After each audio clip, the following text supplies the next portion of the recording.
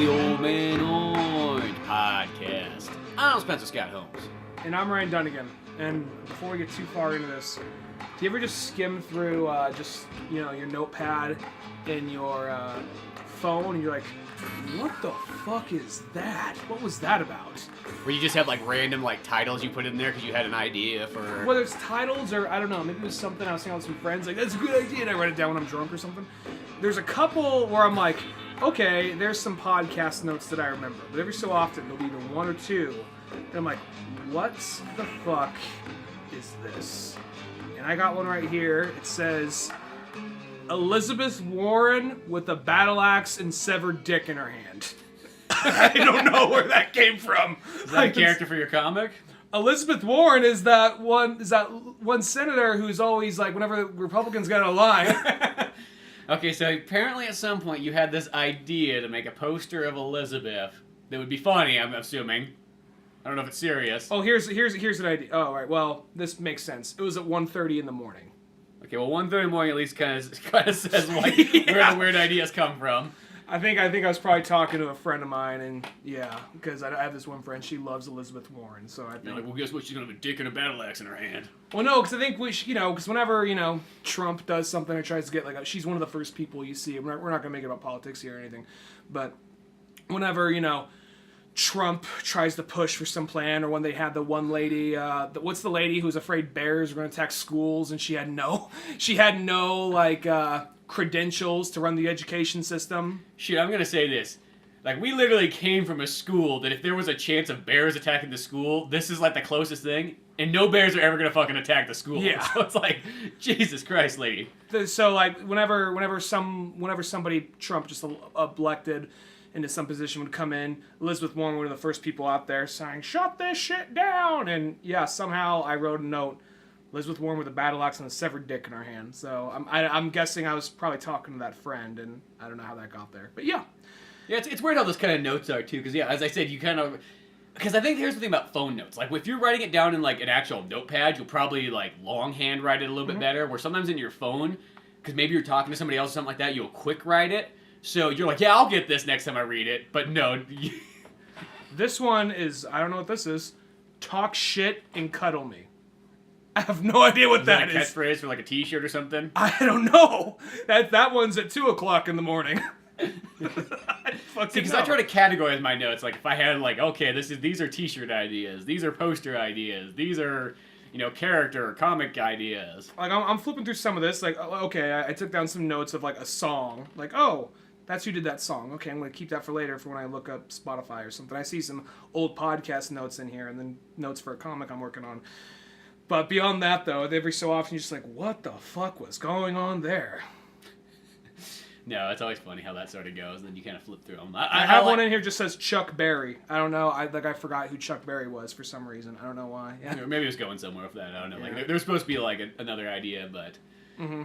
No, I mean, that's what I mean. Like, the important thing always is to write it down. It's better that you write these things down, because who knows, you could have a golden idea that will be forgotten if you don't write it down. Because think how easy it is to forget stuff. Very brutal fight scene with a punk version of Van Morrison's Brown Eyed Girl.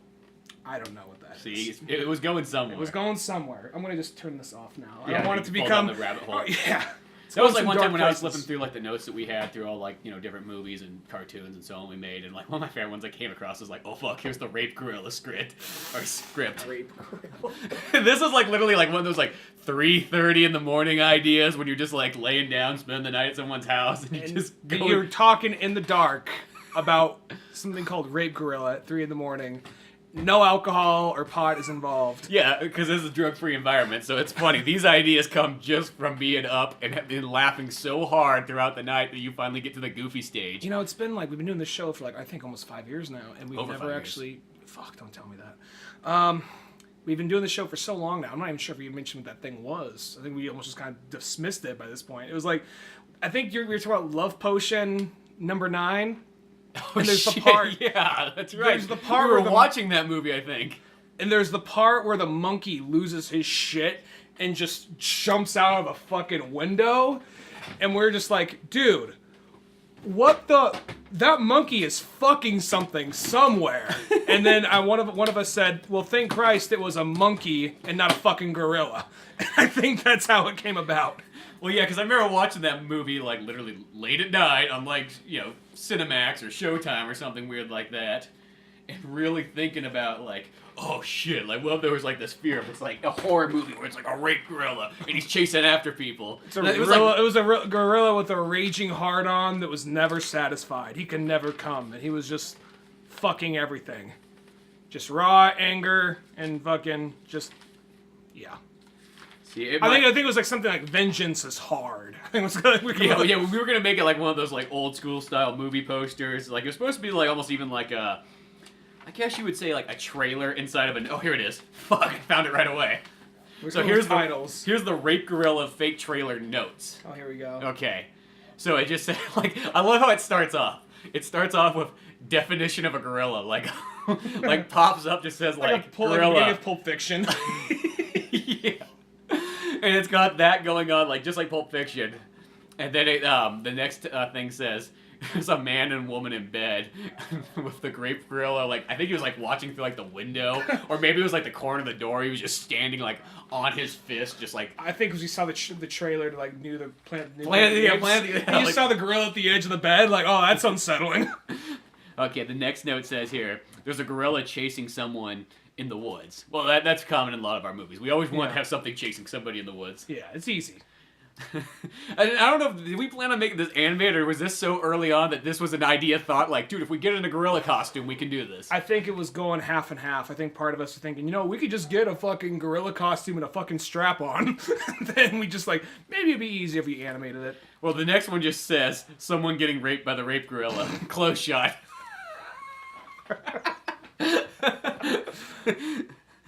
Okay, then we get to animal handlers explaining how he got loose. So it's like, here's what happened, like the exposition.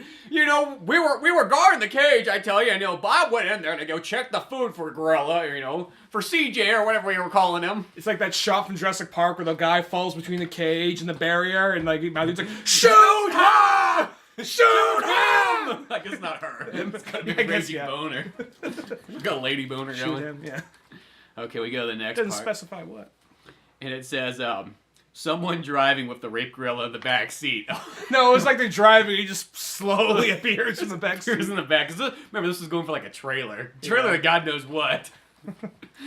These are the kind of notes you get at 3:30 in the morning.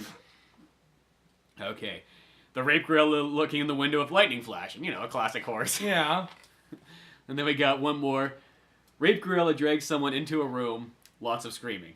Just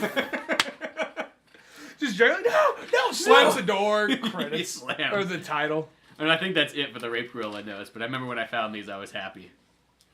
But it's fun to always go through your notes, because you never know what the fuck you're going to find in there. And, you'll get, like, ginormous pages of thick notes like this, where every, section's filled up. You're like, well, what is that all about? I'm not too sure. And it just says put in the trailer. But you don't know. Yeah. So often. But that's why I always keep all my notes. I never get rid of notes. Once I finish a notepad, I lock it away in a briefcase. I'm literally seeing that right now. Yeah. I put it in the briefcase just like the old days, and it goes in the corners with the other ones. Sally, put it down in the corner with the others. But Mr. Holmes, don't sass me, woman! There's already so many in the corner. I just don't have the room to put more. No, you put the others in the corner. Stack it high. I don't care. You do that now, Sally. You will make the room. Laura is like, why do we have a British lady in the house? It's like, Sally takes care of everything. She takes care of the little things I don't have time for anymore. It's sort of like whenever I see like people like buying just like really expensive shit. Like I like to picture it like online or something, like off eBay, that somebody's just buying like these collection things. That's like, it's not like they're buying like, oh shit, I always wanted the fucking Beatles complete anthology on vinyl. It's like, no, they're just buying it like, get it, put it in the corner with the other ones. I want to make sure I have them all so no one can have them. That's kind of how my comic collection is. Because I have a stack that's at least probably, if I'm being realistic here, I'm trying to be conservative about it, but if I'm being realistic, it's probably at least 2.5 feet, maybe even 3 feet high of just graphic novels that I just haven't got around to finishing yet. That's how mine is. Mine's a scary stack of single issues, graphic novels, fucking Comixology ones and so on. Like, I was thinking about this. Like, I think about this many times in life. What you really need to do to ever finish your stack of whether it's video games, movies, comics, books, so on. I guess you could even say CDs, but that one feels like that's like the only one that's like an easy stack to finish. But but other than everything else, the thing is, it's like you almost have to separate yourself from the internet for like a couple of months. Like not just even 1 month. You have to almost do it for like multiple months because that's really the thing that makes. Because nothing's worse is you go to play something, you know what I mean? You're like you play a game and then you're like, shit, wasn't there that other one that came out for $360? Well, fuck, let me see what that's like on eBay. You're like, oh god, it's only like $8. Well, fuck, I'm buying that right now. And then next thing you know, it comes in and you're like, fuck, I got this other games I gotta play. Shit, why do I keep buying these things? Well, not even video games for me. Personally, for me, it's just a matter of I'll get too many at once, or I'll go to like it always happens when you're not looking for it. You go to like the used bookstore and just find like this gold mine of just all these books you didn't know that were gonna be there, like you weren't looking for. Like, oh fuck, oh this rare Green Arrow, oh Rick Remender's whole collection of Venom, shit, gotta have it. Yeah, and then it just builds up. You said you have this fear of like a DVD case falling over you as an old man and you die that way. I'm fear of like a tower of like just comic books. Well, comics is even worse because at least DVDs are lightweight. Comic books are not. Yeah. Well, it depends also on the IKEA case you got for it to place them in. But well, yeah, then that case on top of you got the case and the books, everything. Well, you know what it is? You put comics in just like a regular like good sized box, and then you go to pick that thing up. It's like, oh shit, I can work out with this thing. Yeah, exactly. You know? I should probably do that. I should probably start doing squats with it. Yeah, probably just do like squats. With comic squats. Yeah. But shit, that's what they do in prison. You take like a bag and you just throw a bunch of books in it, and then you can use it for all kinds of exercises. Yeah, that makes sense right there. You know, I almost feel like I call them like Santa squats too. You throw the sack over your shoulder and you do squats. but no, like this is what I was saying. This is the ideal thing to do. Is what you do is you go to a place. You get like a cabin in the woods. But it's got to have electricity. That's the only key thing you need to this. I mean, I guess unless you're just doing pure, straight up like books. Unless you're doing like flat out candlelight. But I'm assuming that you're trying to complete your stacks. You're trying to complete your video game stack, your movie stack, and your book stack all at the same time. Okay? You need 3 months. 3 months of clear, no internet, no regular society. Let's just say there's a general store that you can go get food and stuff from, but they don't fucking sell video games and movies there. Where you can go get like they have like a jar of marbles. Big old bag of cane sugar. Yeah, like things that's not going to interest you. Anything has alcohol just has 3 X's on it. Like, welcome to the general store. Yeah, the general store. I'm glad you're here. Like, I know this won't relate to like 99% of the people in the world, but like I picture like the general store of Dardanelle up on the Sierra Pass or Sonora Pass. Where there's I feel like that place stayed the 1800s. Exactly. You know what I mean? You're not gonna. That place has a gas station, a little restaurant. It's got cabins. And it's got a general store. A post to tie your horse to. Yeah, you are all set, but it's still got electricity. See, that's the key thing. You still need your electricity. So what you do is you go up there for 3 months, and you take your stack, like in the back of your vehicle or whatever. You just have boxes upon boxes. Somebody's like, oh shit, is he moving in there? It's like, no, I'm here to finish my stack right now. I like this idea of he's going on a quest, not to really find himself, but just to consume by himself. Like massive amounts of things. Like media. Just like, I mean, here's the thing, is you're up here in the woods. So, during the day, it's like, I'm not saying you have to literally sit there day in, day out for like 16 hours straight, like fucking watching and reading like a madman. No, you're up here like almost on a spiritual like Ryu adventure. So you can go out in the woods and you can go fucking hiking and you can fucking like do your kung fu and get your training in and so on. And do that spiritual part, but you have no way of bringing in any new media, so you have to finish that Green Arrow book, and you have to fucking watch those movie stacks, and you have to go through those video games that you only got halfway through. If we're just making it reading, all you really need is a blackout, because if it's a blackout, that shit will go down quick. Well, what's the weird thing though is you get those blackouts, and it's like you're like, yes, guess what I can do? I can get all this reading done. Well, it really sounds like the last thing I want to do now. I don't know what it is. It's like the second, it's like, once a snowstorm and the power goes out and everything like that, you're like, oh, so much reading can get done. And the first thing you start thinking about, like, how much charge is left on that laptop? I think if there's enough charge on there, I can at least get half a movie down. Well, I'm not going to lie. There is this thing where I myself will, like, I get a lot of reading done. I do get a lot of reading done. But I will do this thing where I'll take there's that period on the show where I had like no electricity for like a whole week, and there's like 2 episodes in a row where I'm calling in like it's fucking Larry King. Yeah, and I would literally go with a big old stack of books and then charge in my laptop and charge in my my phone and sit there for like 2 hours, letting that shit charge. And then you can always tell the people at the cafe. Like the liquor store. I don't have the liquor store. Yeah, there was a cafe down the road, but you're at the corner, like next to like the porno mags, like plugging in. Yeah, probably right there next to some homeless guy. Yeah. You're like, hey, you know, I got a place we can cuddle out in the box later on. I don't mind. Nothing keeps you warmer like a body heat of Stinky Steve. You know, I mean, I'm looking at you. It's like, shit. I remember when I was your age. That's when everything went downhill. You know, I even looked like you. It's funny how that is. Huh? Well, Stinky Steve's pit's down the road. Then he just pulls out a blunderbuss on me from like Looper. Yeah. You're like, shit, I didn't know this is how I was gonna go. Yeah. At the liquor store next to the porno mags. It's like, oh shit, it was me! Charging my phone and laptop. It was me, oh no! That's where life brought me. No, you can always tell, like, alright, here's the asshole buying the canned products, just charging up his fucking phone, using up our electricity.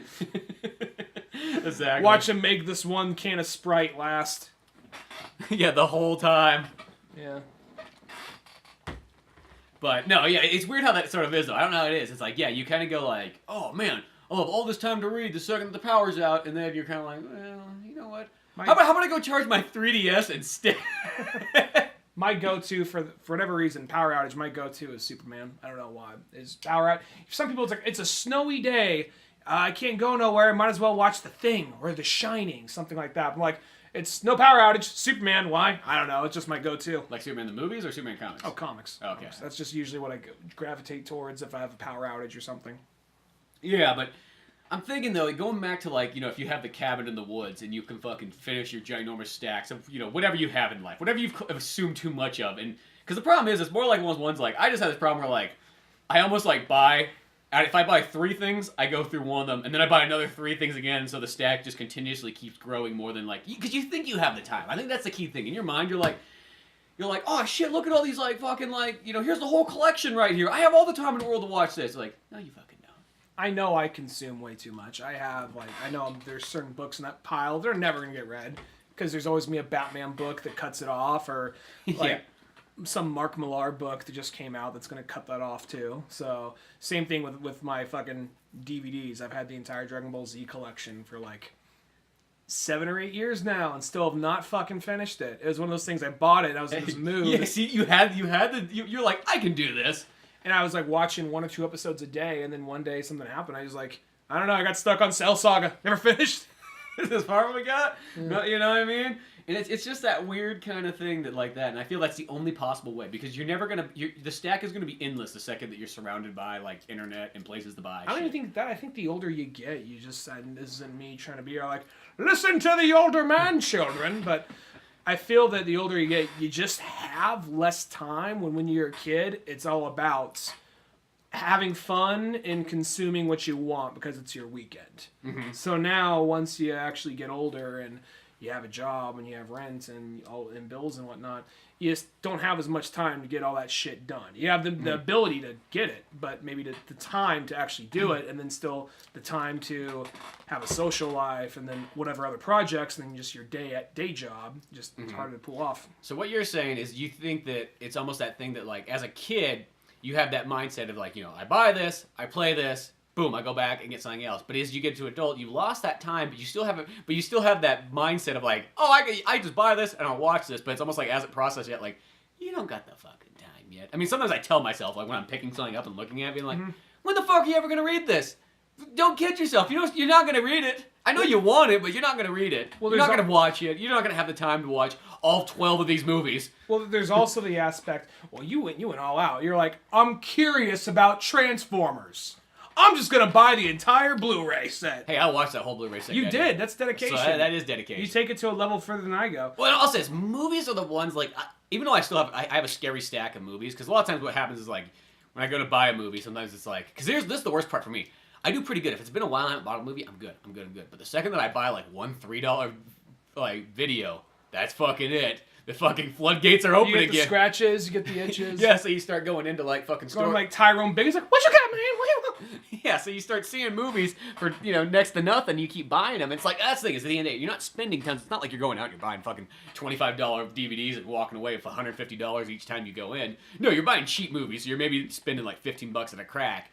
But it's the thing is now you just got the surplus of quantity of material there. Why now, I don't feel nearly as bad with movies, because once again, movies aren't as hard, because, you throw a movie on, and even like it might be a couple years later and you throw it on, it's not as much as like a book. It's easy. Like you buy a book, and it's like, well, there's instantly like 15 hours. Yeah. Well, I also feel like the thing is when you're younger, you have to save up for whatever. Mm-hmm. So it was really important. Like, I got this. I'm going to finish it now. Now it's like, no big deal. It's like, you got other shit to do. Like, oh, I can get this, but do I have the time for it? I don't know. Throw it on the pile. Yeah, well, yeah, because you have the money, and the money's not the issue anymore. I think it's just like you get to that point where it's like, as a kid, it was like, I will save. It's almost like you had it like, I will save all week, and I will get halfway there to get the next Pokemon game. Well, I remember just like, it was almost like paying off. Like my parents would get like some like N64 game, and I would pay them off for the next couple months with a $5 allowance. It's almost like as a child you learned how like the bank system sort of worked from taking a loan, because you do the thing where you're like, I got $15, and you'd be like, oh my god, this game came out. Oh fuck. And you're like, Mom, can I get it? It's only $40 used. I only have $15 right now. They're like, okay, well we'll just have to deduct it from you. Yeah. With interest. That'd be what almost like I'll say. That sounds like a bad parent, but that'd almost be a good parent would throw the interest on there just to let you know. Like, what the fuck, man? Yeah. Well, I remember there was a time that I could think back, like, oh wow, like no way I have the willpower for that now. I think I had more willpower as a child, but well, I think you don't know better yet. But at the same time, I'm thinking back, like, in the context, like, oh wow, this new video game came out. If I buy it now, that means I can pay my parents back in 6 weeks, or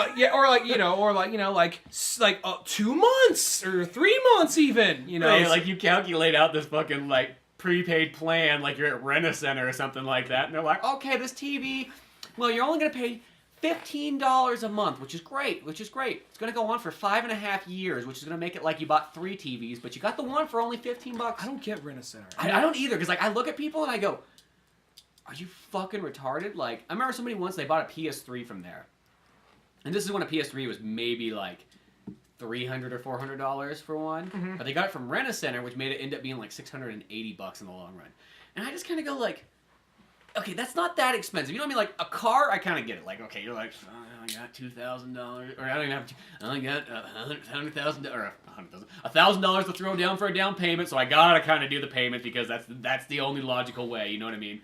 But like something that's like not that expensive, like PlayStation or something like that, you're like, can't you just fucking take like, okay, you're gonna pay $15 a month anyways. Why don't you just take that $15, double it to like $30, and put it away for like a good month, and you'll be almost halfway. Or shit, get a fucking credit card. It's gonna be way cheaper than Rent-A-Center. Well, all right, if you have like a party going on for a day or two, and you're like, okay, we're gonna need some extra chairs, some extra tables, some couches. Well, you're talking about renting stuff. I'm talking about like where you literally do like the plan buy thing, which is a lot of times what Rent-A-Center's all about.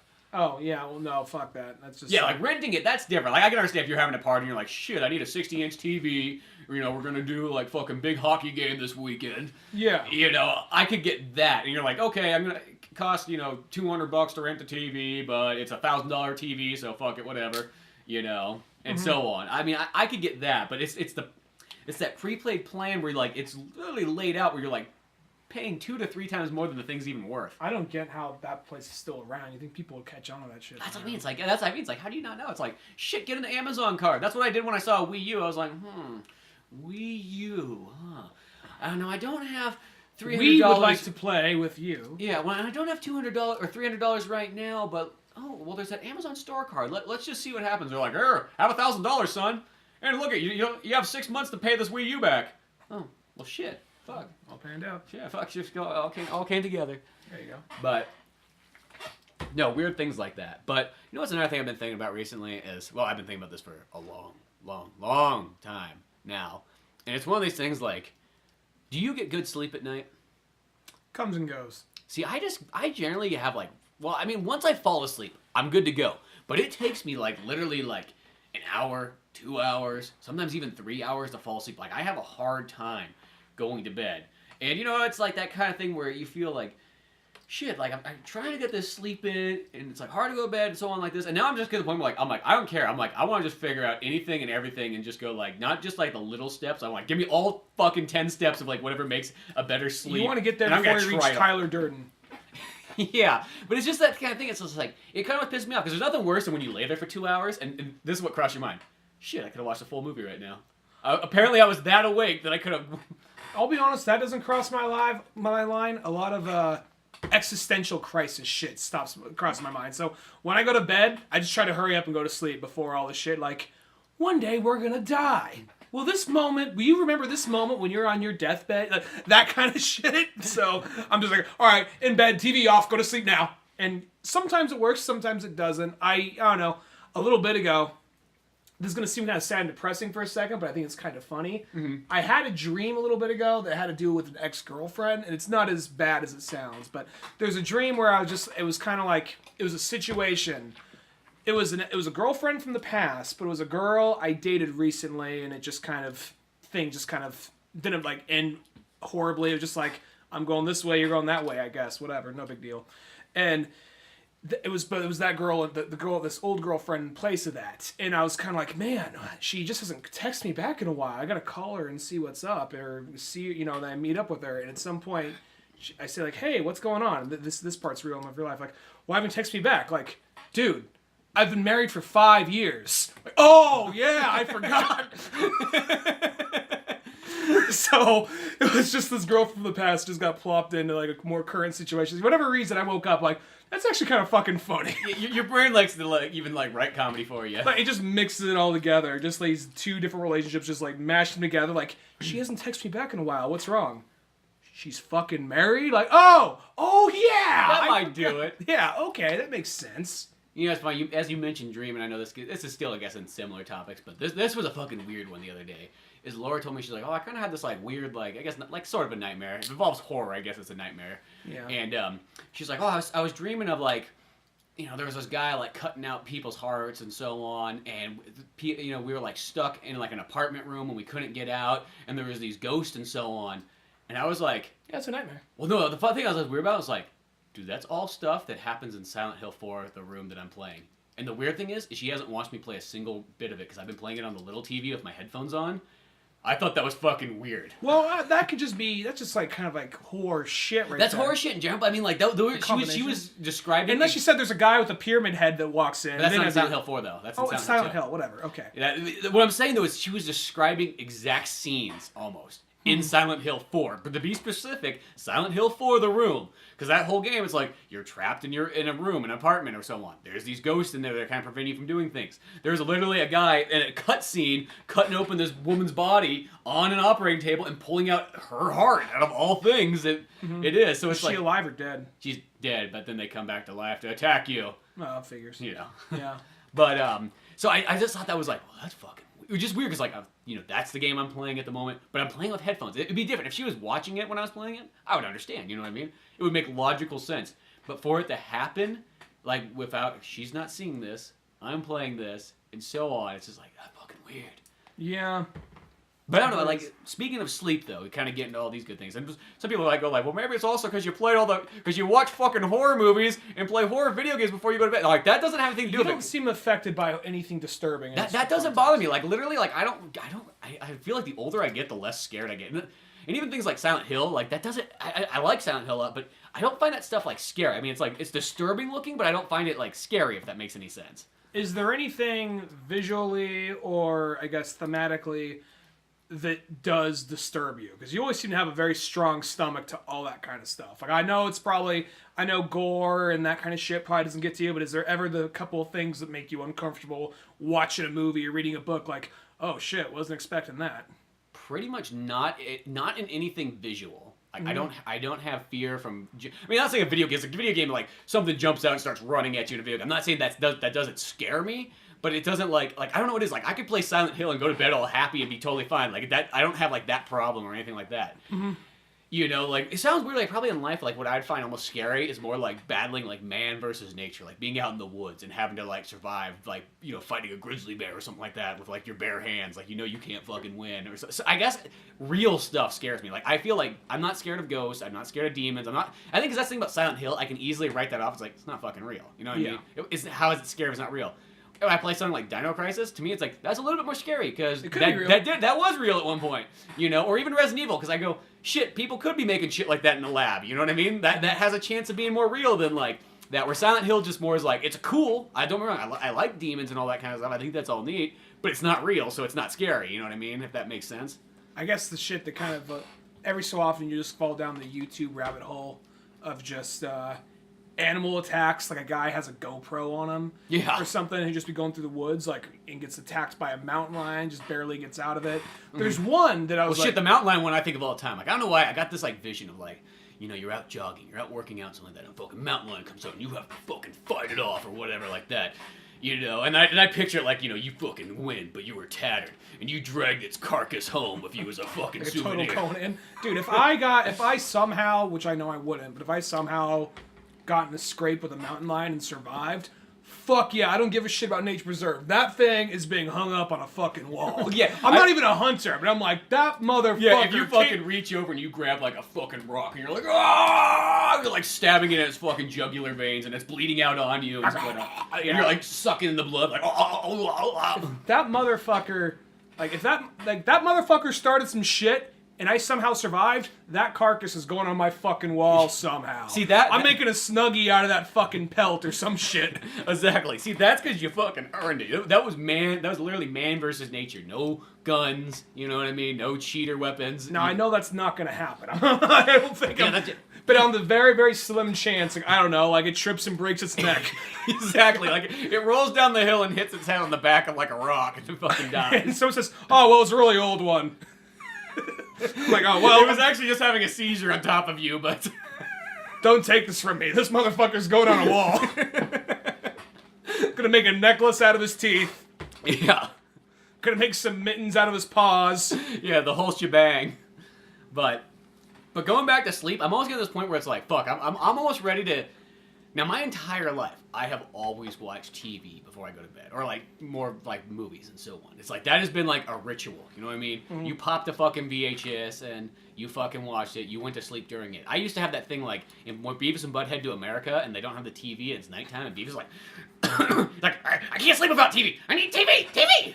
Like, that's how I sort of felt. Like, shit. Like, I remember, like, you go, like, camping or something, and you would just sit there and be like, I can't fall asleep. That's why you don't like camping. TV, and so yeah, well, that's one of the main reasons. Like I get bored at night, but you know, I feel like, but I'm almost at this point though. It's like where it's just like I just want to be able to like, because you see other people where like they fucking lay down and 5 minutes later they're fucking out. And you're like, what the fuck? How's it?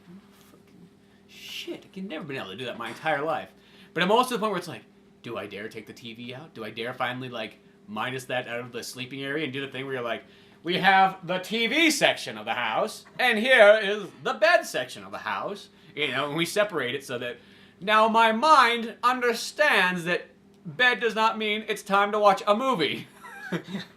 No, I get you. Yeah, I mean, sometimes just there's the weird little tricks we do to take ourselves out of. Like, it's one of those things. Like, a reason why not everybody, you're clearly not the case for this, but you get people who don't like working from home because they never feel like totally rested because their body sees their workstation or it's right in the other room and it's all too familiar. So whenever they work at home, whenever they're at home, they can't relax well. They just can't relax well. So to relax, they have to leave their house. And that's one of the reasons why for a while, main reason was I didn't have Wi-Fi back when I lived in Sonora. But that was the reason for a while when working on like comics or animation or whatever, I would just go to like a place with Wi-Fi, like a cafe or something, and just work on it there for a couple hours. Mm-hmm. Plus, I know if somebody's sitting there, I know that nobody is watching me. I know everyone's busy doing their own shit. Mm-hmm. But I know that if I'm out in public, I don't want to be that guy just sitting there watching YouTube or on Facebook. I don't feel bad. I don't judge those people, but I feel like I might get judged. I don't know what it is. So it's just one of those reasons. So I could see something mentally like, you know, TV room, that, like, I'll be honest, I don't really, once in a while, I just might have trouble going to sleep. And I just might say, fuck it, TV's going on. But usually I'm trying to ex-nay that out because I found, just looking into different studies, you read that, like, oh, the light from the TV, the blue light, sends a chemical through your hair and your follicles, and it says, wake up, it's wake daytime, up. It's daytime. Yeah, exactly. And the worst part, too, is I've known that for many of years. I've known that for a long time, but I still keep doing it, you know what I mean? Like, another one is, like, this is the problem that I had, is I realized that I just really cannot, anymore, these days, I can't fucking drink caffeine pretty much past noon, and I'm almost getting to the point where I'm about ready to about minus it out in general. Because I know it's like, sometimes with I didn't even know the pre-workout. Like, I know I didn't have fucking caffeine later in the day, and I had fucking pre-workout at 8 in the morning to work out. And shit, like, I still had a hard time falling asleep, like, later in the night. I gotta cut back on caffeine because it takes a lot. Like, I feel like I gotta up my dosage to something else now. I think the next step up for me is crack cocaine. Because I'll be getting off work, and, it's probably like 7 o'clock at night. And I'm like, all right, I'm gonna stop at this coffee shop, grab some coffee, and then crank out some my comic when I get home or something like, or get some writing done or something.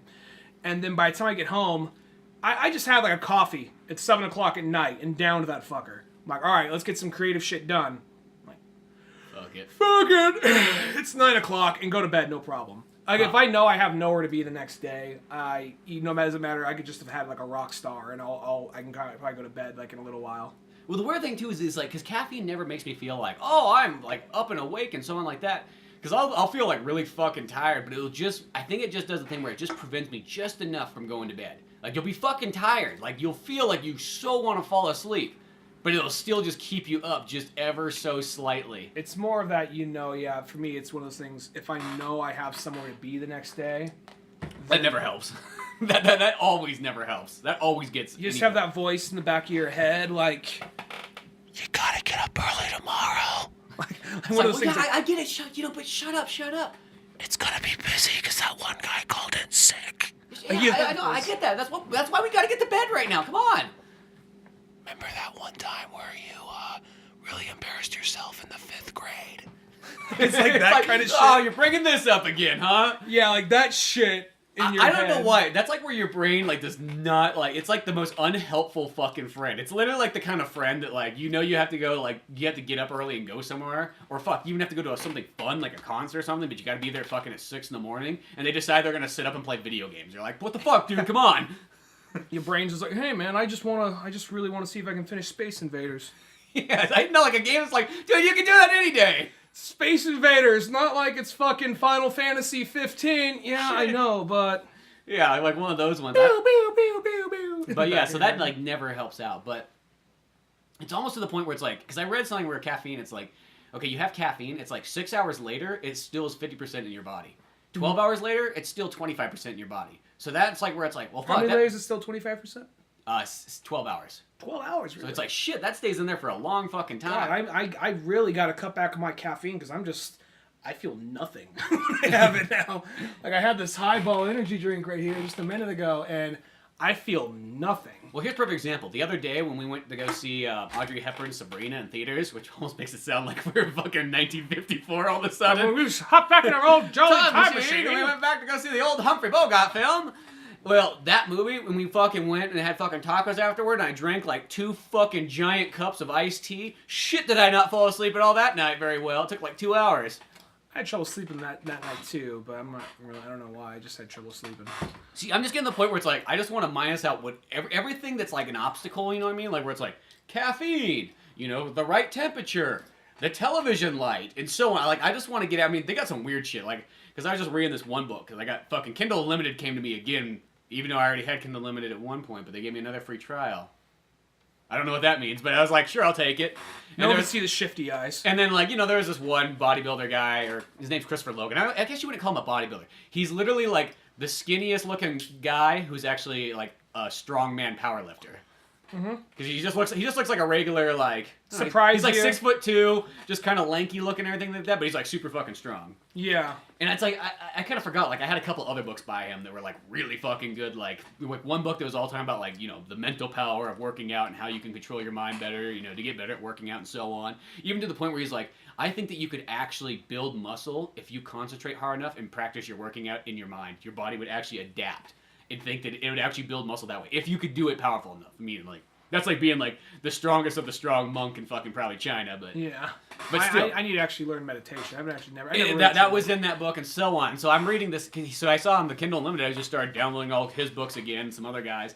And I was like, he had one just on sleep. I was like, fucking A, I need this shit. And I know this kid fucking, well, he's only like 4, 5, 6 years older than us, so he's still a kid. When you hear he's that. still a kid. Strong man. When you hear that, though, when you see like someone like just that much older than you that has that much more shit together. Yeah, he pulled an old-fashioned fire truck with his hair in a strong man competition. Well, it's like I'm gonna lowball it here. When it's like when you find out Seth Rogen's not even in his 40s, you're just like, shit. Fuck. When you realize he's less than 10 years older than you, and he's already writing and directing and producing and yeah. yeah. Some people just get the lucky hand dealt quicker than others, but Yeah. other than that, though, like. It's weird because I'm just kind of going there. He's got just all these different things. You know, obviously there's like the supplement section. I'm like, I don't want to take fucking drugs to sleep. That goes against like doing it. I mean, obviously it's supplements, not drugs. But I feel if you have to take something, that's something that's like, no, I don't like the idea of having to rely on something like that. I'm like, I want fucking like old-fashioned caveman results. You know what I mean? And then there's like part of the stuff like, oh, you gotta ground yourself. You know, sometimes like there's like some people like they actually disable all the electricity and Wi-Fi and so on and get rid of everything in their house like when they go to bed at night. Like, well, all the pictures like what? Like you fucking go outside like a Jurassic Park house and fucking pull. Samuel Jackson's arm just lands on your shoulder. Yeah, Dr. Arnold. Yeah, exactly. After. But no, it's like Those and they talked nighttime about. actors. He's like I one time they make these things that like they're like grounded sheets, so it has like a cord on it that you plug into a grounded wall, and it like grounds you like you're almost like sleeping on the earth. He's like, and I thought that wasn't good enough, so I made my own where I fucking put a stake in the ground outside and let it cord to my sheet. And I was like, that sounds so fucking almost like too. That sounds like too much.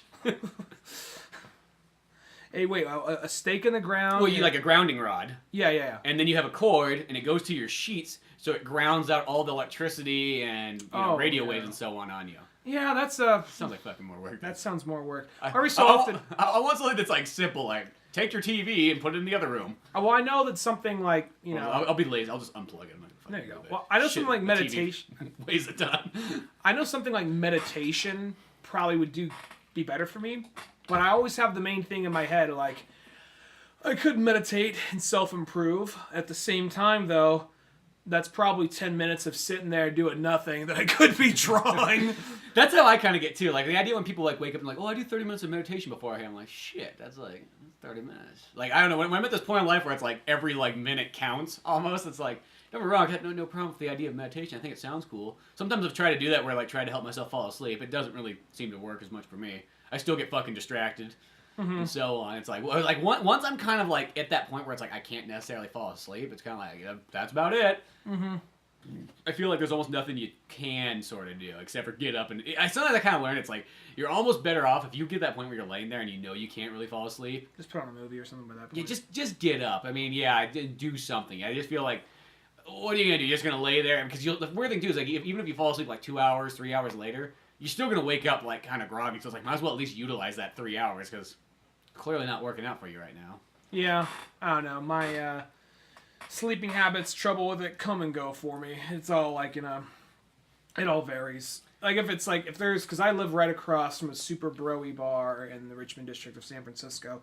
So if there is something, like if it's Friday night, it's going to get a little loud. So that's going to happen. Hopefully I don't work the next day. Mm-hmm. But if it's like New Year's or it's a 3-day weekend or a holiday of some kind, it's going to be, or if the Giants are in the playoffs. Always the worst. Yeah, you're going to be hearing, like, fucking... You don't even have to wonder what the score is. You'll hear the score. You'll hear the score. You'll hear the play-by-play updates like you were fucking at the game, being one of those old guys with the headphones on. Like, 27-6 Giants! All right. Thank you. Like, they just need to announce... Like, there's always that guy who feels like he needs to announce to the neighborhood the score. Like, nobody else seems to have TV at home. So he feels like he's doing a public service almost. Yeah. He's like Paul Revere fucking riding through town, announcing the score. The Giants are winning! The Giants are winning! The Dodgers are coming! The Dodgers are coming! They won! Yeah, exactly. There's always that guy.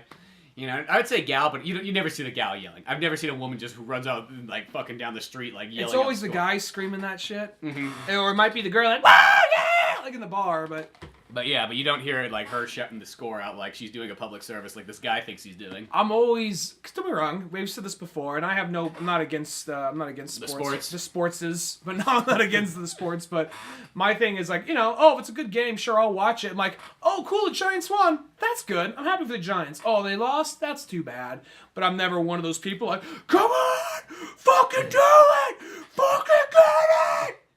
That like the equivalent for that, I guess, would be me screaming in the middle of like, whatever Batman movie and screaming like, "Get Joker! Stop Joker!" That's the equivalent for me. But this is what I realized. I'm like, the guy who does that in the movie theater is a fucking asshole too. So it's like, it's one of the ones like, I don't know, it's like, pipe down. Like, I don't know what it is. Maybe it's kind of like old world. You're just the guy going to the stadium, just like, hey guys, come on, we're all trying to enjoy the game. You're the one guy. Let's all sit down and just enjoy the game. You guys don't realize that the more you yell, it makes it deafening for the players down there. It's really hard. They're under a lot of pressure right now. Fuck you! They are losing their voices because they have to yell at each other because you guys are being obnoxious. Yeah. Just think about the players. They have a lot riding on them. Careers could be lost tonight. That's all I'm saying. Think about that. Just your arms crossed. Like, don't you, the total mom. That's always how you feel. But, I don't know, when I get down to it, at the end of the day, what I want to do is fucking improve that sleep, because I want, like, every day to be fucking awesome. There's nothing worse than when you wake up and you only got, like, 6 hours of sleep, and then you're like, I don't know how this day is going to go. I know what the next step is. I know we mentioned this kind of before, and it's kind of our wheelhouse, but you're probably looking for some kind of, like, protein gland or some kind of weird exotic thing that has to be shipped in from South America, then grind into a smoothie, so you could be like Batman and have like 2 hours of sleep. 2 hours of little like micro naps and so on. Yeah. That was like in one Batman book I was reading, like, he's like, Alfred, I'm gonna close my eyes for a bit. And he like puts an alarm clock right next to him and then wakes back up, he's like, I know exactly what the clue is. So he's going back to work like 10 minutes later and Alfred's just kinda like, oh, this again. Or there's even that part. Well, there's even a part like in Nightfall where he's going after like fighting one villain after another villain. He says like, I just need to refresh for a second. He's just like, I have an hour and a half, Alfred. Like he gives them like steak, some steamed vegetables, this and that, and then like he's gonna like sleep for 20 minutes, eat this, then get back out there. Yeah, exactly. He just got it planned out like that. Which all in all, that always sounds great. I mean, realistically, if you could be like, that's the thing is like if you could be up for like a ridiculous amount of time, like yeah, of course, time wise. You would fucking get so much done. But as a human being, you would also be probably dead by the time you're like 45. Well, even like in Beware the Batman, he says something in the line like, I'm down to 3 hours of sleep. I like to shave it down to an hour and a half. Yeah. It's like one of those ones, I think it's like Batman, it sounds cool to say it like that, but I just feel like it's unrealistic for a human. At least he is still superhuman. He's like, he just has an iron will, and he's just a guy. Like they present, no, he's superhuman because he can't do that shit. Because realistically, Batman and Green Arrow. See, Green Arrow's a little bit more. It sounds weird, but sometimes I feel like sloppier. Well, they do it a little bit. They treat Green Arrow a little bit more realistically sometimes. But like, I mean, at the end of the day, for what Batman does, he would probably sleep for like 14, 15 hours a day because there'd be no way his body would be able to recover any other way. Shit, he would get back home at like 6 in the morning, and he probably wouldn't get back up till at least 6 in the afternoon. Well, there's that part in Thank You for Smoking where Aaron Eckhart, there's some guy, he's like some big media guy, and he calls Aaron Eckhart like at 4 o'clock in the morning. Mm-hmm. And he says like, you do realize it's like 4 o'clock in the morning. Well, it's 10 o'clock in Japan. He's just doing this. He's like, I just ran a random question. When do you sleep? On Tuesday. Yeah, it's 1 day a week. But no, it's like realistically, it's like in life you want to get like, cause the more sleep you can get, pretty much just says the stronger and more recovered your body will be in everything. You'll live longer, you'll look better, everything about your life will be better if you can sleep more. Did you ever listen to that Joe Rogan podcast where he talked to? She set a brand new record. She had like some, I think it was like a. Was that female doctor? No. It was like this goes back a couple of months. She was a jogger. She was like a runner in some like 3-day marathon. Oh, those like, what do they call them? Fucking, shit, they have a name for like how big those matter. Those ones are like fucking like hundreds of miles long. Yeah. He interviewed her, Courtney something. I forget her last name. But he interviewed this girl, and she just sounded like the closest... Ultra-marathon. Something like that. Yeah, she just sounded kind of like the closest thing you'll get to like a real-life Batman or like Batwoman. Because what she was saying like, yeah, I just kept on running. And she at some point kept on running. Well, she's like, well, what do you eat? You have to have a very strict diet. Like, not really, no. Like, Not if you're running. He's like, what do you mean? Like, I just have, like, I'll drink beer. I eat lots of candy. Tacos. I love tacos. Like, you're shitting me, really? Joe Rogan, who's this fitness guru, is like, all right, go on. He's just very intrigued listening. He says, I have reached this point where I know my mind was playing tricks on me, and I was running through the woods, and I started hallucinating. And I actually knew I was hallucinating and kept on running. Like, well, what were you seeing? Well, I was off in the woods. It was kind of misty. At first, I was freaked out. But I remember seeing what was a wolf just laying in a hammock.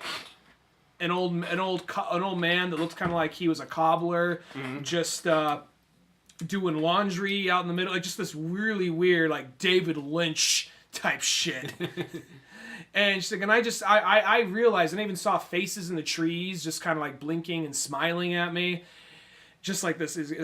For a second, I was freaked out. But I knew, I've been running for this long, so I just gotta... Just true runner's high. Yeah, so I just gotta plow through it and just keep going, because I realized what this is. And I just embraced it. I actually waved at a couple of them as I went by. See, and that's the thing, though, is like, if you are, like, an ultra-marathon runner, you technically can... I mean, you kind of still want to eat stuff that's, like, at least going to provide you with things. Like, tacos will at least provide you the nutrients you need. But you almost don't need to worry about, like, oh, shit, I'm eating a taco shell or a sandwich or something like that. Like, that's not going to get you because you're going so... And you just need fucking energy at the end of the day. And she said at some point, to go back to Batman having a nap, she's like, because they would have camps laid out. So I stopped at one camp, and I slept for, 3 minutes or something like that.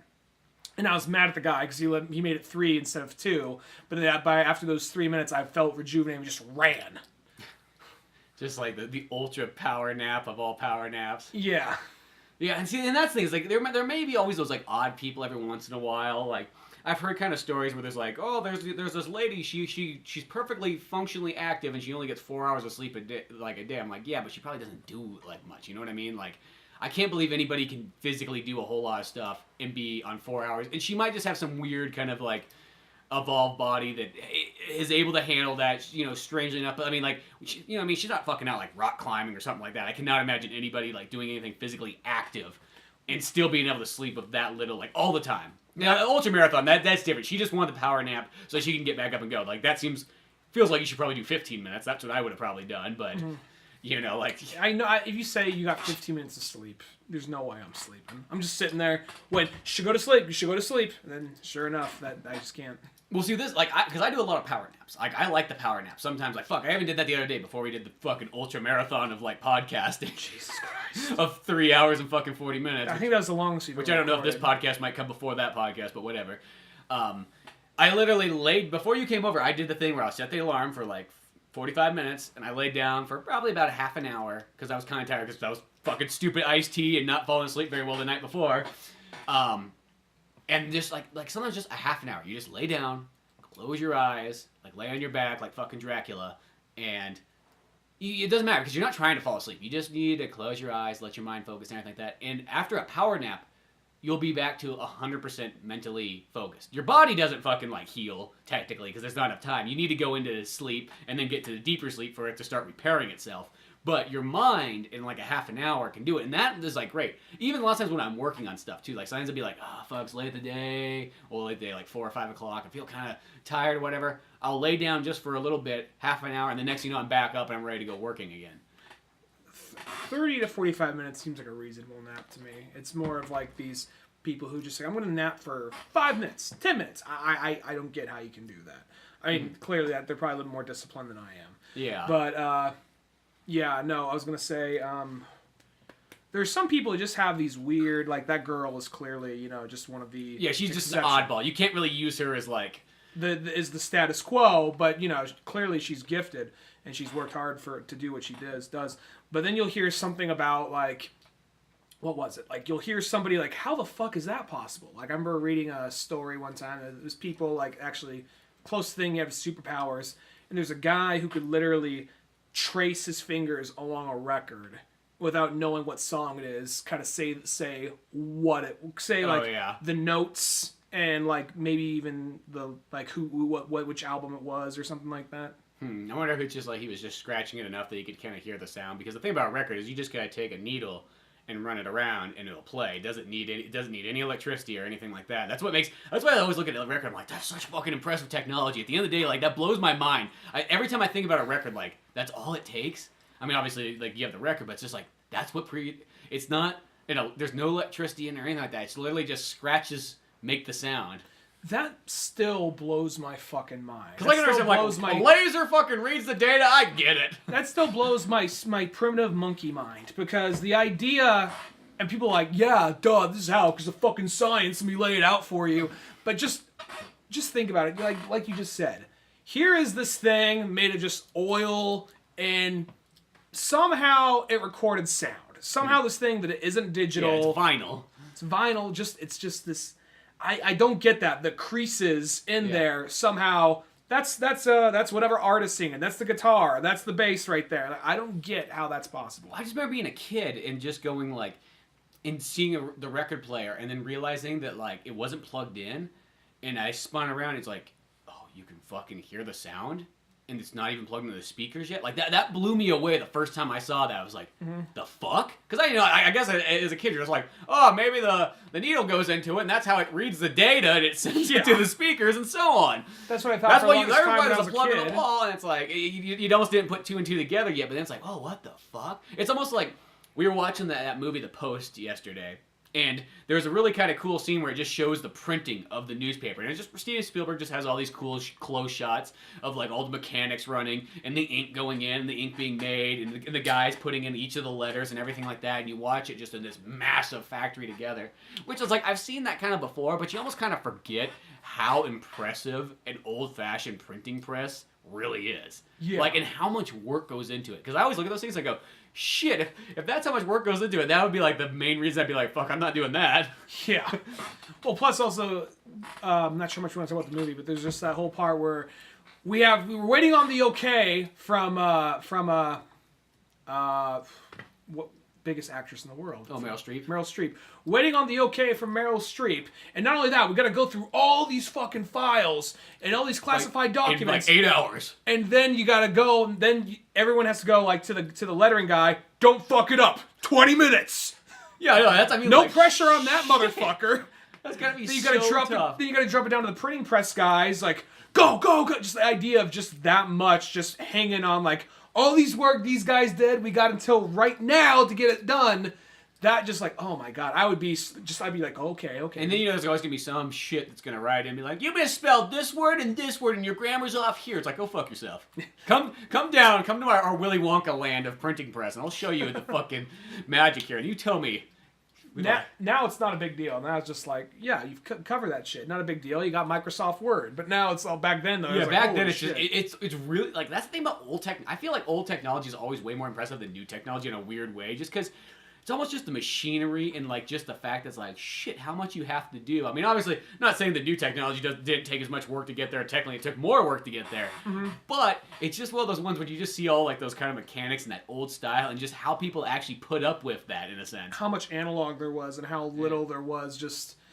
I mean, I guess you just think, okay, well, they just had a stamp right there. Yeah, they had a stamp they had to make just for this one story. Yeah. They probably threw away after the fact, the plates. Yeah. Well, they probably keep like a section of like certain plates that like, you can pull back out again and so on. But yeah, it's just how many people you need to fucking run this thing now. Because really, you think about it nowadays, you could, if let's just say, if you were making a newspaper, not like anybody's fucking doing it, technically, like, 2 guys could put a newspaper together nowadays. You know what I mean? With a computer and a nice printer, that's all you would need. You know what I mean? At the end of the day, that's all. We've boiled it all down to that. But when you look at it back then, it's like, shit, that's awesome. I mean, obviously, I don't know if you could. You'd only have enough newspapers for like a small town from home. But just saying, it's just amazing, like what you can do now, and like what it took to back then. Well, I guess that's also one reason why you see how long. I don't know, I guess this is anything. This isn't just newspapers this day and age, but I guess that's the thing about, like, I kind of understand why so many media outlets don't like people from the internet, because it's the idea, like, we've been doing this for years, we know what the fuck we're doing, and then all of a sudden... we put the hard work in. And then here comes somebody who just got, like, Microsoft Word. And an internet connection. And they're a blogger, and they're treated... as a legitimate writer. Now, I'm not saying they can't be a legitimate writer. There are a lot of legitimate writers out there. But I guess the idea of, I can't believe we're competing with this fucking blog and they don't even have any real research. I mean, in some ways, it's somewhat of an outdated notion to have that mindset. But at the beginning, I totally understand that. Especially this day, I'm not doing, it's all fake news. It's all fake. Not that, but there are a lot of sources everywhere that don't really... It's hard to know what the fuck you're looking at anymore. Yeah. I mean, it's no different than us doing a podcast. I mean, I know that's how radio guys, and it's easy to go, like, bash on it, but... You do kind of look at a radio guy, and I guess if you do look at it from their side, it's like, well, shit. You know, when I wanted to talk on a fucking talk show, you know, like, you couldn't just learn it from home. You had to go to school, because who the fuck has all this radio equipment?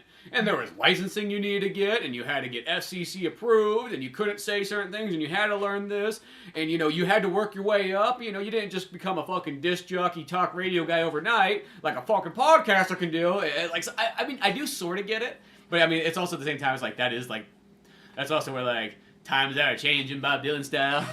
I think there's a half and half. I think you gotta realize where it all came from and acknowledge and respect the past about that. Mm-hmm. But then at the same time, there's some of these crusty old fucks that gotta realize, and I just said, we gotta acknowledge and respect the past. But some of these old fucks, not all of them, some of them are, like, you know, keen and open to the future and all that, but... There's some out there that just, it's not clicking. They just assume, why is it not making, why aren't they doing it? Like, and I remember, like, don't get me wrong, I got respect for him. He changed radio, and we even talked about this when Mole Man, Chris, yeah, when Mole Man Chris was on, we talked about, like, Howard Stern, and how he had, like, he was butting heads with Ari Shaffir, and when he was talking shit on Ari Shaffir, it proved just how out of touch this guy is. Like, who's this Ari Shaffir guy?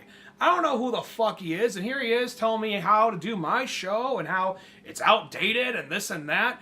Oh, he has a podcast? Good for you. If you want to keep going with your 12 listeners and your mother's basement, like the most outdated, most behind-the-times shit. Which is funny for a guy who at one point in time was super radical and ahead of times. And then Ari Shaffir came out and he was doing this super ostentatious kind of like, hey, Mr. Stern, thank you so much. And it was like a video with audio over it. Like, thank you so much for talking about me. I want to let you know I have had a career for 12 years now. And if you go on the desktop, and I mean not your actual desk, I mean, it's what it's called on your computer. If you go to the thing and click on what says Internet Explorer and type in Google, and type in my name, you'll see I've had a long career. And it just shows I have a new special on Netflix, and it just shows him like a billboard of a show he has on Comedy Central and with him in front of it. So yeah, all these things. So it's like every so often it's like, dude, it doesn't. I know that you're the head. If there's a name in radio.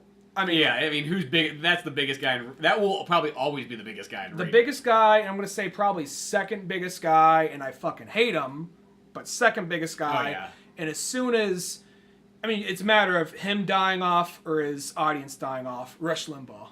Yeah, exactly. That stupid old fuck, you know, he doesn't know, you know, so it's just one of those things, like, that's just a matter of, like, when his audience is gone, he's gone too, or he'll go first, whichever happens. Yeah, and, you know, who knows, somebody might take it over in the podcast community, you never know. Yeah, well, you know, it's like, there'll always be, like, I'm sure there's plenty of, like, right-wing and alt-right, and that's not me trying to attack those political views or anything like that. It's more, well, I'll say this, I don't agree with the alt-right at all, but that's more of me just saying, that's probably more of a generational thing than a political thing. But yeah. Mm-hmm. Yeah, there's like those kind of things like that and so on. So, yeah, somebody will take it over and things like that. But yeah, it is that weird, almost like certain just, you know, things like technology changes and it goes to almost a different medium, but sometimes people don't get it because there was a way of working up at one point in time. And I guess, I mean, it is, nowadays, it's like those ones, like, really nowadays, it doesn't cost anything to really do a whole lot. You know what I mean? Like, you want to be a writer? You buy a computer, you get a typing program, and you get the internet. You're a writer. You want to be a podcaster? You buy a microphone, you get a computer, and the internet? You're a podcaster. You're on the radio, pretty much. You want to be, you know, in the movies? Well, you get a video. Hell, you get your phone, and that's a start. And you just start shooting, and then you edit, and so on. It doesn't, I mean, it doesn't take as much, but I always feel like you still should know, you still should kind of look at, like, almost the history and kind of, like, have the appreciation for the old-time ways to really respect what you have today. Yeah, and don't get me wrong, I still got respect for Howard Stern. I do think he's a little behind the times. Just hearing that rant he went on Ari Shaffir. You know, there are plenty of times I've made a dumbass of myself on this show, saying something I didn't research at all.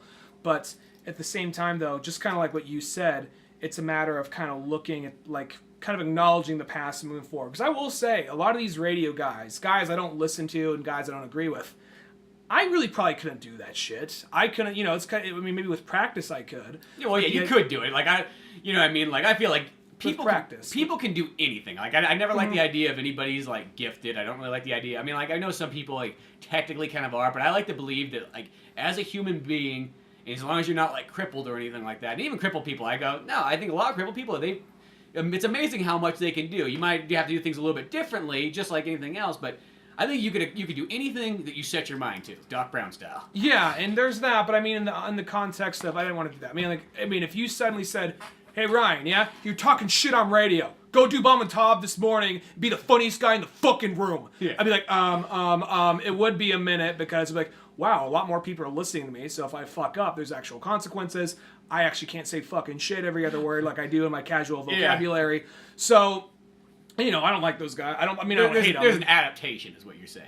Yeah, there's something that there is, like, they've been doing that for years, so naturally they're good at that format. Mm-hmm. But I'm also acknowledging there are radio guys that really did lay the foreground. It's, you know, you gotta respect those guys. But at the same time, I think other people gotta realize, you know, like Bob Dylan said, times are changing. I'm kind of wondering what the thing is our generation's gonna push against. Like, no, it's not the same thing. I don't get it. Why are you doing that? Hey, man, it's just how you say hello now. You just suck their dick. Yeah. It's not how you shake their hands. No, you just there's nothing wrong with being gay, but I'm not gay. Well, man, it's not gay anymore. What are you? Are you afraid of being... You're afraid to find out you're gay? Just suck his dick. Oh, I don't... Like, what's the thing that we're going to be afraid of? Because you know what's going to happen, because that's always how it is. Because you look at Howard Stern in the 60s and or like 70s time period, 80s, most radical guy ever, most forerunning guy. Like, that guy was fucking ahead of the pack. He had fucking long hair. He looked like... It almost felt like he was in fucking the Ramones or Kiss or something like that. And he was fucking on the radio. Yeah. He was as punk rock as you can get. Because everybody else was all these, like, you know, uptight guys in fucking ties and suits and everything. And now he's kind of like almost like the bitter old man, sadly enough. And I love Howard Stern. Like, one of the ones, like, I look at Private Parts, both the book and the movie. Super fucking inspirational. Like, when I watched that movie, even before, like, I even had the idea of, like, let's do a podcast or anything like that, I looked at that movie and I was just inspired just for anything, whether it be music or movies or whatnot. Is a thing regarding podcast versus radio. There was actually in a comic. Sometime back, I actually did on the solo show, Omo comic book show. I did one on Power Man and Iron Fist and Mother Panic. And Mother Panic is a light spin-off of Batman. It's young part of that Young Animal story, the Young Animal line. Ones. And he doesn't write it. I think he helps come up with the concept. He didn't write it. And it's basically this comic about a girl who is a tabloid queen, and she's kind of a trust fund kid, and she plays it up in the aspect of, like, most hated person in Gotham. She'll go on to a talk show, say something really stupid and offensive so people don't suspect her. And then she goes into her costume and goes fights crime. Mm-hmm. And that was a really cool concept. In the back issue, there is just a little side story, and it's about a Gotham City's favorite radio star that everybody loves, and he is murdered on air, and he's always talking about, this is why we need the Batman. It just shows people in Gotham how much they love this guy, and he was like their late night talk show guy, and everyone loved this guy, looked up to this guy. They kill somebody kills this man. And like, well, we got to bring in someone new. We got to bring in someone that's edgy and different that could rival this guy in his place. Who they get? They get a podcaster. And he's one of those, like, I don't give a shit, old man. This is the new wave. Bat, nothing special about the bat. Got like a flat bill, like baseball cap and headphones reversed on. Baseball cap, hoodie, sometimes wears the hoodie, long hair. You know what? He looks more of kind of like a white 90s drug dealer is what the guy also you know what really the stereotypical podcaster looks like? Because this is like what I just see whenever you see people like podcast pictures. It's always a guy, slightly overweight, has a hat on, has the headphones on. Like, because we're like one of those rare podcasters that don't fucking use headphones. Yeah. You know, they always like, they kind of have their setup like it looks somewhat professional, but kind of like pieced together. here's the thing. The guy looks like he looks more like, he looks more of kind of like a thug from a 90s, like, video game brawler. Uh-huh. But at the same time, here's the best part. And people who don't listen to the podcast a whole lot or don't follow comics a whole lot, this might mean nothing to you. But want to know who wrote it? Who did? Dan Jurgens. Really? Oh my god, that is amazing. Because think about Dan Jurgens. I like Dan Jurgens, but he is this guy who's been writing. He's mostly known for his Superman run. And I'm kind of currently reading some of his newer Superman stuff, which is pretty good. But his whole thing is he is very much... You know what it looks like? It looks like, and people might not know what I'm talking about here, he looks like the grown-up version of Mitchell from Death of Superman. That douchey kid who's like, Mom, is there any soda? Dad would have had soda. Prototypical 90s kid. And makes sense because that if Mitchell was alive today, didn't die in that thing, which he's probably maybe alive. that is the character then. That might be. I don't know. I might gotta have to double check that name. But yeah, no, and he.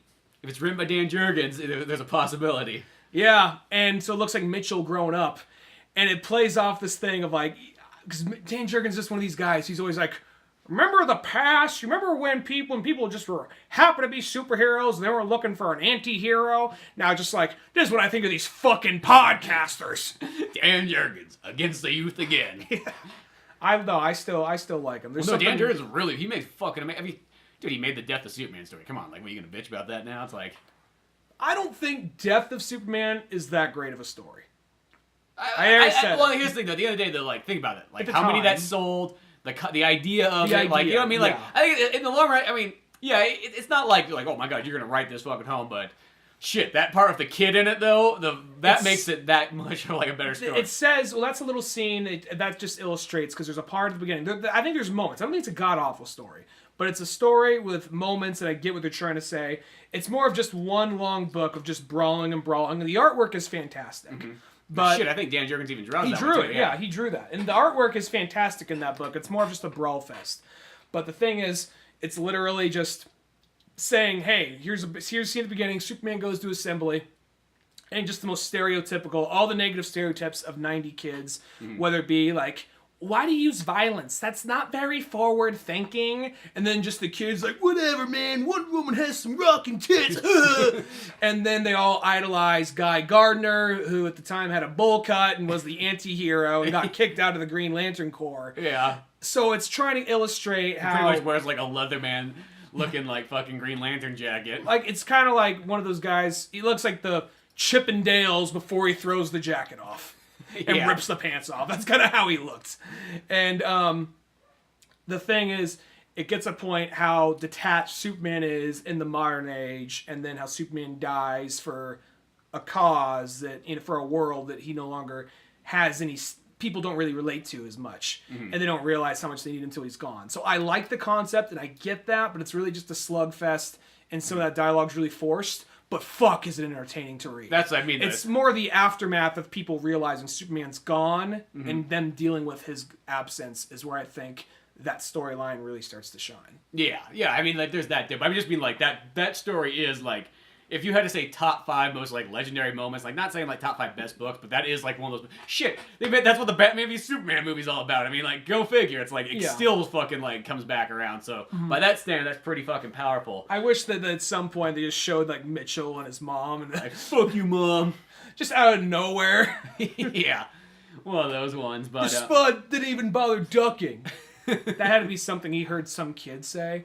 He's like, so that's what the kids are saying. And then the next day, a kid calls someone else a Spud. Like, dude, if you say that one more time, I'm going to fucking punch you. Stop trying to make that a thing. Yeah, trying to bring it around. But what's the character in Superman that is the shock jock? The electric lady, played by Lori Petty in the TV show. Livewire. Yeah, Livewire. Which that's always one of those, like, cool, newer, I guess, newer as in because it came out, like, 90s. Like, if not 2000s even. Shit, who knows? Because it could have been a little bit later. She was meant to be, like, a girl Howard Stern. Yeah, because that's what she was going for. She was totally like the girl Howard Stern character, and she became like a new Superman villain just because Superman kind of almost needed somebody else to fucking beat up at some point. I like Livewire. I think it's one of the coolest Superman characters, yeah. She's a good villain. Superman has a lot of villains. We always focus on Lex Luthor, Brainiac. And Doomsday. I wish in Doomsday Darkseid, originally, if you want to consider him more Superman than anything else. Yeah, I'd like to. In Doomsday, even though he's like, I killed this thing, why does it keep fucking coming back? It's not like he kills Doomsday and it just is like, and then like all of a sudden like, I'm still alive. Hey guys, I'm back. They always create a new Doomsday or something always happens. He always just comes back. Somehow. Yeah. But Metallo. Metallo is one of my favorites. I wish they would use, and that's the thing about, you could see in BVS, I know we won't go about this all over again, but BVS, you could see that Metallo was in an earlier draft, and they mentioned that. I think that would have made more sense than... Well, that's I felt. That guy in the fucking wheelchair, I was like, oh shit, that guy's going to become Metallo, and then it just didn't happen. I knew it wasn't Metallo, because his name wasn't John Corbin or Corbin or whatever, whatever it was, so, yeah. But yeah, those kind of weird things like that. I don't know. Shock jock, radio, all that stuff.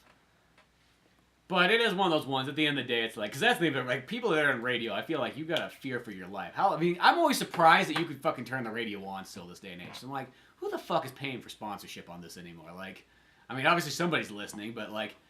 Talk radio is still a thing, and podcasts are still a thing, so radio itself... Well, podcast is different than radio, though. Like, I know, but I mean, it still has its roots in radio. So well, I mean, it has its roots, but I'm just talking about, like, I'm talking about the physical radio. Like, you get in your car and you turn it on, and it still works. That kind of always blows me away. It's just because one of those ones, like, shit's like, I mean, this day and age, I mean, when I see hobos with fucking laptops and cell phones, it feels like, who the fuck needs this radio anymore? Because some people go like, oh, poor people need a radio. I'm like, hobo has fucking laptop and cell phone. That's the poorest guy I know. I mean, I literally went down, I know this isn't all of them, but I literally went down to Visadero one time, and there's a hobo with the signs that says, anything helps, and he's sitting there on an iPad. Yeah. Motherfucker. That's what I mean. It's like, so don't give me the old poor person treatment. Like, that's like, you know what I mean? Like, I know some people, they turn the radio on just because I think they're lazy. That's what I kind of call it. Like, you know what I mean? Like, they just, I mean, older, I'm not going to call older people that because that's just their generation was kind of like the radio. But at the same time, when you see a young person who just has the radio on their car, you almost kind of go like, what the fuck's wrong with you? Shit. Yeah, Get a fucking, like, here, get some, Spotify doesn't cost anything, technically. I'm not gonna lie, I'm being a little lazy right now because I just got my car back. When I moved to San Francisco, I left my car in Sonora. Recently, I picked it up and took it back with me. And I'll be honest, my car, I just still have the radio in there, and I have the little thing. I used to have the little tape cassette to plug in and just plug in your phone, and I used to do that. But now, I'll be honest, a little bit ago, it wasn't our fault, but a little bit ago, my family was involved in a hit and run, and where everyone's fine, everyone's totally fine. But ever since then, I've almost been more of just like, because if it's your phone, at some point, maybe if it's a red light or you're gonna pull over, change something or put it on. I'm just more at the point of like, maybe I'll turn on the radio, keep it on, song I don't like, Kid Rock came on, I'm gonna turn that shit off. Yeah, flip it to another station. Yeah, so now it's like, it's almost one of those things. It's weird. I'm not trying to get all like, like therapy about it, but it was one of those things after you are in a hit and run, and everyone was totally fine, but after you are in a hit and run, you do get this sense of like, oh shit, that was really fucking close. Yeah.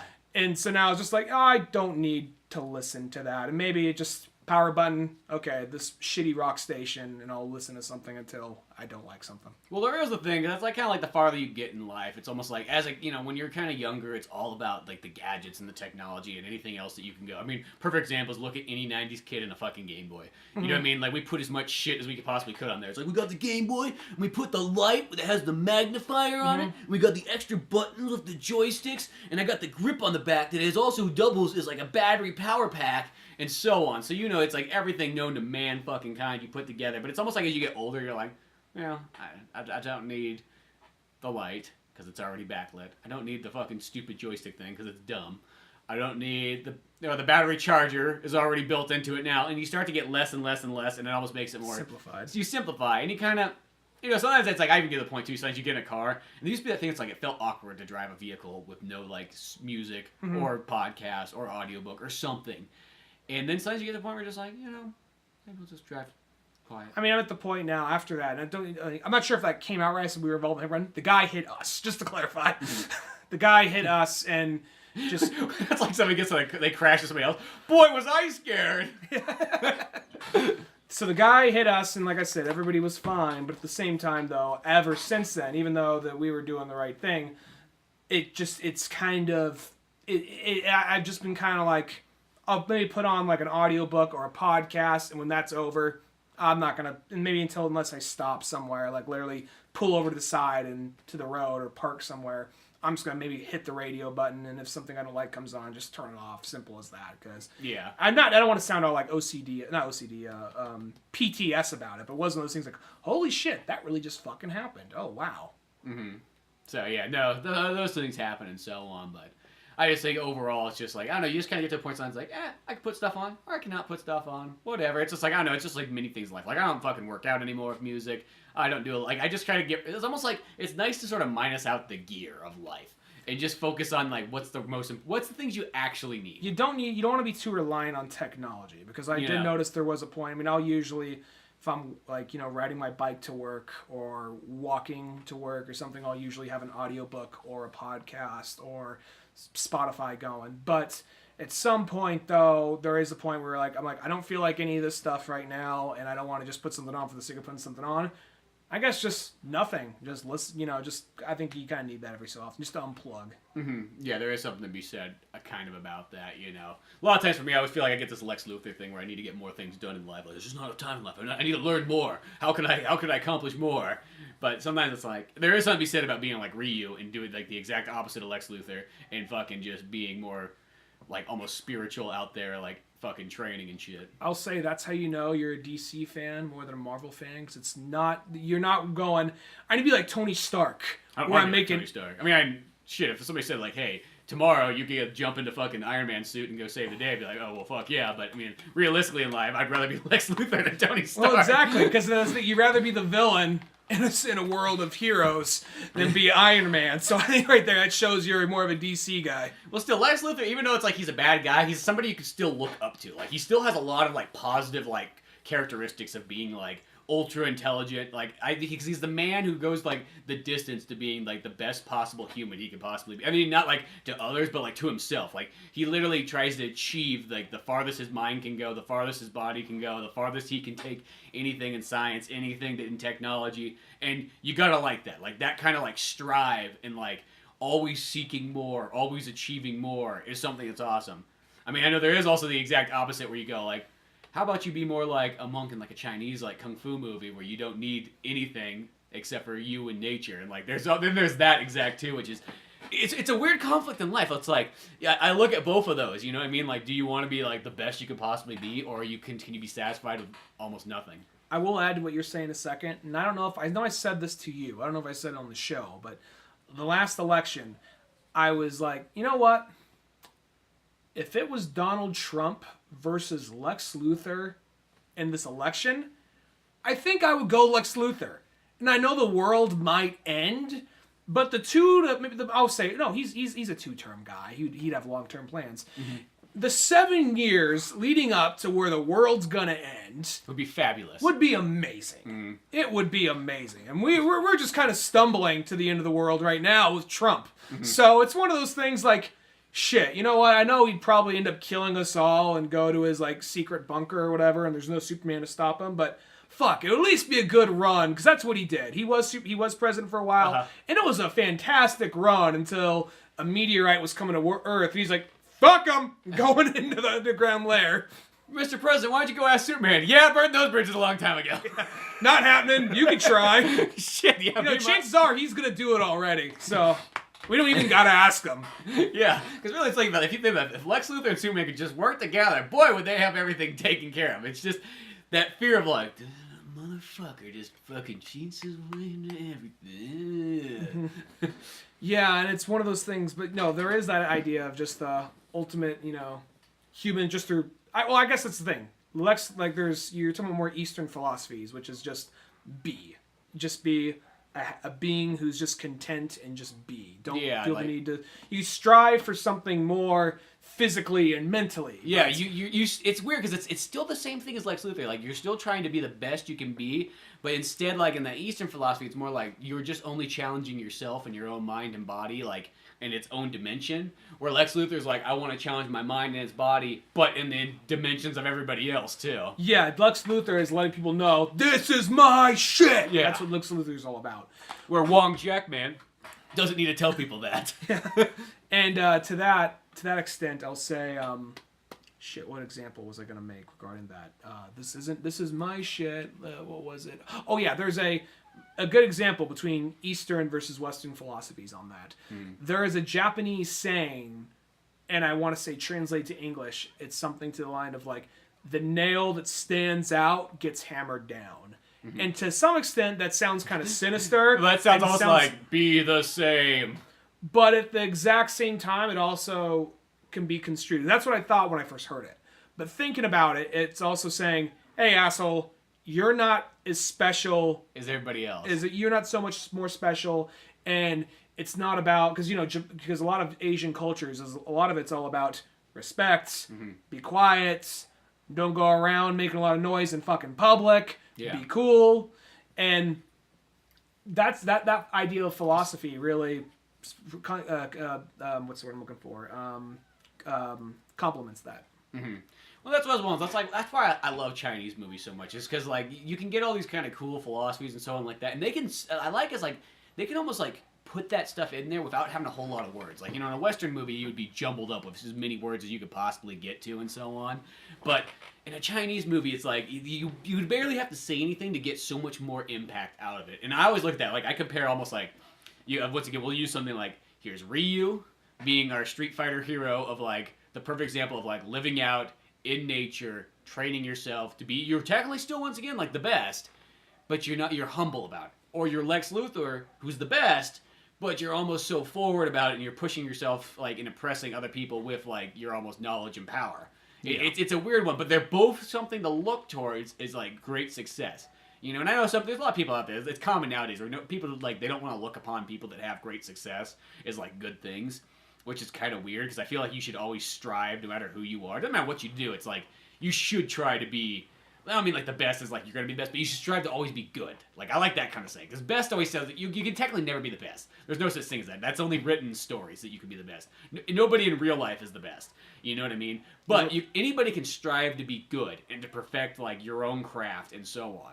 Well, there is that idea of, you said people don't want to look to be successful people for that. I think that now we got a lot of people that, I mean, we're all guilty of it to some extent, but we'll see somebody that has some quality, like they're successful and there's some quality that, or they appear successful at least, and they have some quality that we don't like, and you're like, fuck that guy. Yeah. Why? Well, fucking look at him. He has this fucking hair. Stupid nose. Combed in a certain way and has this, oh, look at me, I'm so fancy jacket. Oh, why does that bother you? It fucking looks like a fucking douchebag. Yeah. Oh, why are you assuming he's a douchebag? Some guy I met that looked kind of like that, acted like a douchebag, so I'm projecting that onto this guy right here. And we've all fucking done that, and... Fuck, I still do it, but you know it's not right. But at the same time, I think that's one of those things where people have that idea of don't look at successful people. We may immediately look for the cracks or the seams of like, all right, well, this asshole was born into it, or this asshole lucked out, or every so often like, no, this guy just worked hard. Maybe he lucked out here, maybe he lucked out there. And occasionally, yeah, like I said, there are those situations like, no, this asshole was born into it and never had to lift his finger. Those do exist. Yeah, I don't consider that. That's not success. That's not success. That's not a successful person. Those guys do exist, but there are those who actually did work hard to get where they're at.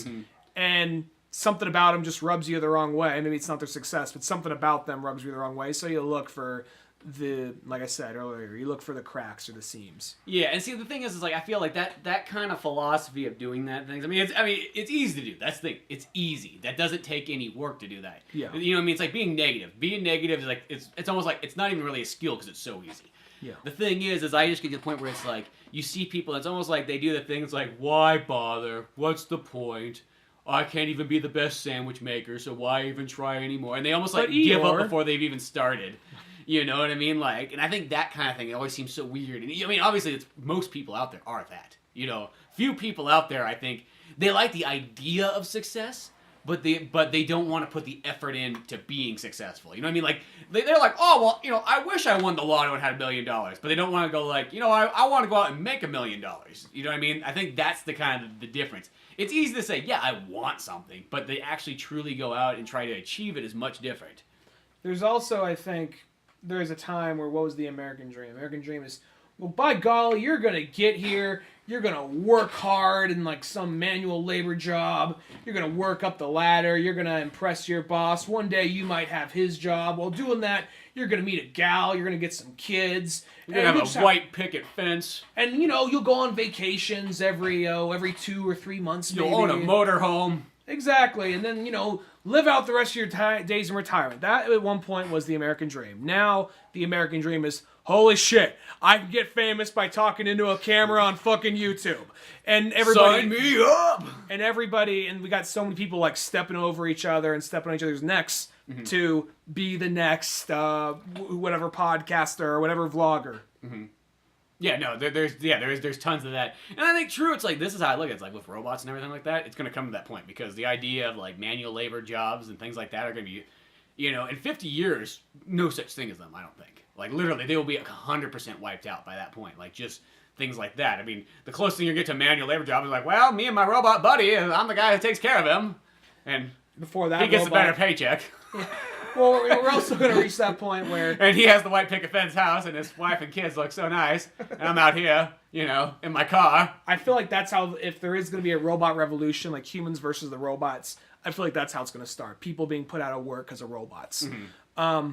I mean, it's inevitable. That's the thing. And that's the scary part that bothers me, is there's so many people that are so dumb to not realizing that, like, shit, I gotta get up and do something with my life. Instead, you can't just sit there and work at fucking Taco Bell, because it's not gonna fucking that one's not even gonna fucking exist in like 10 years. Here's what's actually gonna be, this might sound a little like more closer to home and not might reach out to as many people, but you and I, we're both creative people. So... I think we're safe. I think creative people are safe. Bear with me on this. Mm-hmm. One day, robot will learn, like, what is it the humans like? And he's going to scan every single movie that people like. And maybe not everybody will like it, but highest common denominator will like this movie. Mm-hmm. And he's like, they like this much of Dark Knight. They like this much of whatever Kung Fu movie. They like this much of Lord of the Rings. And he's going to combine and, you know, reach that point. We're not using actors, just CG, whatever the fuck you want. I mean, in the world where, say, something like DAZ 3D is free, you just got to pay for some models. It's not going to be too hard eventually just to want to make their own Pixar movie with very little work at some point in the future. Yeah, by all machine. Well, that's actually happening right now. They've done that test of robots where they scan a bunch of music and then the robot writes its own songs based on what was best in each one. So it's already possible. We already have fucking David, you know, out in space in Alien Covenant doing his fucking Rush solo on a bunch of like skulls. Of, like... Exactly. So it's happening already. And I mean, that's the thing though. It's like, in the long run, yes, I think creative things are gone too. But I feel at the moment, that one's a little bit safe, because I think people still want like the human connection when it comes to creativity. And this is where because I'm a positive person in the robot revolution. I mean, it's really easy for people to go like, but all the jobs are gonna go away, and what are people gonna do? I'm like, figure that shit out. Well, yeah, one, you're gonna be shit out of luck if you're fucking retarded, so fuck you. But here's the thing. Sympathy. Like, our best wishes. It's gonna be a creative revolution. I think that's what we're building into. Like, shit, people are going to be able to do stuff that they always maybe wanted to, and they were always held back, whether it be their parents, whether it be society, whether it be their job, whether it just be the situations they set themselves up in. But things it's like, shit, I always wanted to make, you know, pottery. Well, fuck, now I can start making pottery, or now I can start making art, because people, I think, are going to get into this thing where like, well, yeah, a robot can make something fucking sweet. I know. But it's kind of cool. Look at this shitty pot that I got from this guy on the street. That's kind of neat. Or look at this painting. It was hand-painted by this guy. You know what I mean? I think that's almost going to be kind of like a thing. Because, you know, you look at how popular things like Etsy gets now, where people are like hand-making all kinds of weird shit. Mm-hmm. And I think people kind of like that. You know what I mean? They pay a little bit more, but they get something that's a little bit handcrafted, and they get that feel. And it's almost like that's coming back. Because, you know, from the 80s on, it was kind of like, fuck that handcrafted bullshit. You know what I mean? We don't need that. Reaganism! Yeah, like, you know what I mean? The factory can do better. Yeah. You gotta believe in that factory. Factory pays for your job. Yeah. Pays for your life. Trust the factory. No, don't question it. Yeah. There's also, I'm not sure if we talked about on the show, and you kind of, I think what you just last said, you kind of hinted at it. I've heard in other conversations that people are pitching and playing with the idea of, hey, everybody kind of gets reaching a point in human society where, like you said, we don't have to work, just the robots work, and out of that, people could almost, not everybody clearly, but a lot of people could clearly almost just live on like some form of welfare. Like government says, hey, here's $4,000 a month to get you through. How many deductibles? How many kids you have? This and that. Well, here's a satisfactory amount of money. Just survive. Just create creative things, or just die of old age or whatever. I've heard that conversation. Like they're trying to make. Well, Elon Musk is part of that. Like the idea of like what to do with humans in about 10+ years. Yeah. Because 2/3 of the population pretty much is going to be fucked because they never learned, and that doesn't mean you have to go to school or anything like that, but they didn't do the due diligence to go out of their way to achieve something good. Instead they sat around, wasted their time, worked at fast food restaurants and so on. I mean, like, that's not saying that, people's dreams are crushed and some people can't recover from them. I mean, it's sad, but like failure happens, and I think you've got to be able to build from that. And I know that a lot of people well, the school counselor told me that I would never succeed. My father says I'm a loser, and so on. They just go, well, I guess. And it's almost like they don't go like, fuck you, Dad, well, I'm going to show you. They don't have that motivation to do that. What are you going to do with those kind of people? Because that's the majority of people in life. And in fact, you need those people, because I guess that's what buys all your shit. You know what I mean? The people that don't have much to do in life are the people that are going to buy your movies. They're the people that are going to buy your products that you invent. They're the people that are going to own your houses and so on. Seems like for years and this isn't me trying to be too... I'm not trying to be shitty towards these people, but, I'm sorry, if you work in fast food and you're, like, over the age of, like, 25, you're past the college years, you know what I mean? It's like... I'm sorry, like, what the fuck's wrong with you? Literally, like, I mean, I know shit happens. Like, some of these people go like, well, shit, I was doing good, and then my wife kicked me out, and so on, at age 45, and now I was living on the streets, but at least Taco Bell hired me. That's like a rare occurrence. But you should still use that. In 6 months, you should be on to bigger and brighter things, Well, at the same time... Oh, shit, where was I going with this? Especially knowing that a robot's going to take your job. Where was I going before this? You were mentioning... Okay, before that, you were saying... Musk is trying to push us towards just a national they call it welfare. unified welfare. I don't think they use the word welfare. I think maybe they do use that word. Jobs being taken over by robots and trying to figure out where these people are going to go. Oh, yeah, well, I remember what I was going to say now. I feel like, and this isn't me trying to be too conspiracy theory about it, but I feel like they kind of want people just buying the new thing and eating the shit and not really stepping out of line too much. They want the they live lifestyle. They want people to consume. That's all they really want. And every so often, people step out of that and they stand out in some way. And let's hire this motherfucker. But most of the time, I think they generally don't want. They want a machine, is what they want. At the end of the day, they want you to be one and the same. I think that's kind of it. So that's where the machine comes in handy. Like shit, the machine will always show up on time. It will always do the productive job. It will never come in drunk. It will never get in like an argument. It will never be like his wife yelled at him the day before and have all these issues. You like as a business, you get so much benefit by not having a human work for you. You know what I mean? Mm-hmm. Now, obviously, you don't have anybody to talk to, I guess, if that's what you want. But other than that, that's where I feel that because I'm so pro robot that I don't look at the negatives of these things. I mean, there is negatives, but I go shit, the thing is like we'll be at a renaissance where you'll be able to learn whatever the fuck you want because you're gonna have all this free time on your hands that you can go the distance. You're gonna be able to create whatever the fuck you want because you have this free time on your hands. I think people will be relieved of time that they are held down by because of these horrible 40-hour plus a week jobs.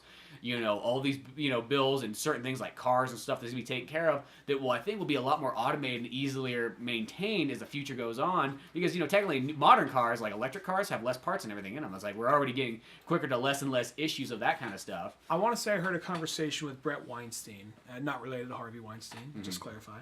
And he said something to the effect of people really wants equality, but by presenting a system where everybody's free to do what they want, that's immediately going to breed inequality because some people are just going to work harder. Well, yeah, because no matter what, because I feel in life, 90% of people do they do the bare minimum. The bare minimum. You know what I mean? They go to work just so they can pay the bills, and they come home and they watch TV and they play video games and they don't try to achieve any more in life. Because that's just who they are. They're the bare minimum people. You know what I mean? And then there's the 10% of people that want more in life. They want to achieve. When that could be, you could be multiple people that way. You could be an artist is a 10% person that. You could be somebody who's a capitalist would be the 10%. It's weird. It's like all those people are actually the similar thing. You could be a politician. You could be somebody who just wants to take their fucking small business and make it fucking awesome. You know what I mean? They like, instead of like working for somebody else, they're like, fuck you, I'm going to get my own restaurant. You know what I mean? And do what I want. Yeah. You know, that's the 10% of people that like strive to go farther. Because they don't just accept doing absolutely the bare minimum. And the thing is, I get kind of scared. It's like, I do wonder, if those 90% of people, if they were given the opportunity, you know what I mean, to achieve more, would they achieve more or would they just stay neutral? That 90% of people, I'm going to say, now let's just make that 90% into 100%. Out of that 100% of that group right there, I feel like I'm going to highball it here. I'm going to say maybe about 40% are going to go after their dreams, whether it be, I don't know, I think some people, they just want to go home and just indulge. Mm-hmm. And, you know, I get that. There are some days of work where the hardest thing is like slipping off my shoes and then walking over to my computer to get some writing or some drawings done. There are some days of work, that's the hardest thing. So I totally understand that. But I also think that there are those, like, I would do it if only I had the time. And now that they don't have the excuse anymore. They have all the time. So yeah. I think that at least I'm gonna say around, I think at least 40% would do it, while the remaining 60 would still, I think, be like, oh shit, I could just kick back and not lift a single finger. And I feel like out of that though, that will, I don't know what it will be, that will cause some other conflict, because people always need conflict, and we're all still very tribal. We still realize it. I mean, just shit. Look at Nintendo's like what's that, Sega, but Nintendo, PlayStation, Xbox. That is perfect example of tribes. Marvel versus DC. Marvel, yeah, just fucking like stand up with your fucking spears and your face paint, yelling at each other. We're always talking how much we love Marvel, and how much we love DC. We still like Marvel, but we talk about how much we like DC more. We talk about, like, you know, sports, you know, this team versus that team. Yeah, we still are as fucking primal as fuck. We are just a bunch of cavemen swinging around their clubs, you know. We may have our reasons as of why we like this, but I think it's more to be part of a gathering of, like, I agree with this idea. I agree with man that dresses like bats. Yeah. It's more like... It's no different than, like, a bunch of guys sitting around a fireplace go like, no saber-toothed tiger better, woolly mammoth better. For some reason, they're Japanese. Well, I think they're Japanese. I think they're cavemen, but sure, you can say... They had like a little bit of the... Oh, no! No, yeah, a little bit of that. But, I feel like that people will... I don't know what it would be, but I feel like that something would happen. Just because, let's be honest here, we're going to fuck it up. All we're doing is we're just fucking everything up at the end of the day. Well, it's weird, too. It's like, because you wonder, too, when it gets to the point when there's just too many people, and then people... Because, you know, this always sounds horrible, but war is what has kept the population in check of man. You know what I mean? Because here's the thing. In nature, you have different things. Lions keep the fucking deer in check. You know, insects keep other insects in check, and so on. But what keeps man in check? It's, sadly enough, it's war. And I think it's natural when you're swinging clubs and swords around. Once you start to involve guns and explosives, then it's like, oh shit, we're fucking things up now. You know, because technically at the end of the day, what's the worst thing that happens when a bunch of men go out and fucking swing their, like, swords at each other? I almost said swing their dicks. That too. But you know what I mean? Like, they just go out, it's like, really, at the end of the day, it's like, and as long as they didn't go around just fucking cutting down trees and fucking everything up, for the most part, a bunch of guys died out on the field, they go back to the earth, a bunch of plants grow out of it, perfect fertilizer. It helped the world out, actually. You know what I mean? Brought the population down. We could do more things because these people went out and swung swords at each other. Now, if you didn't want to go swing a sword out, then it kind of sucks for that, like, poor bastard. But other than that, though, that was what kept man in check. And now we're at an age where people don't fucking, like, kill each other anymore. Like, we literally kill each other. I mean, like, I know small things, but, like, there's not, like, fucking 1,000 men fought another 100,000 men, and on the battlefield, only, like, you know, 20,000 came back.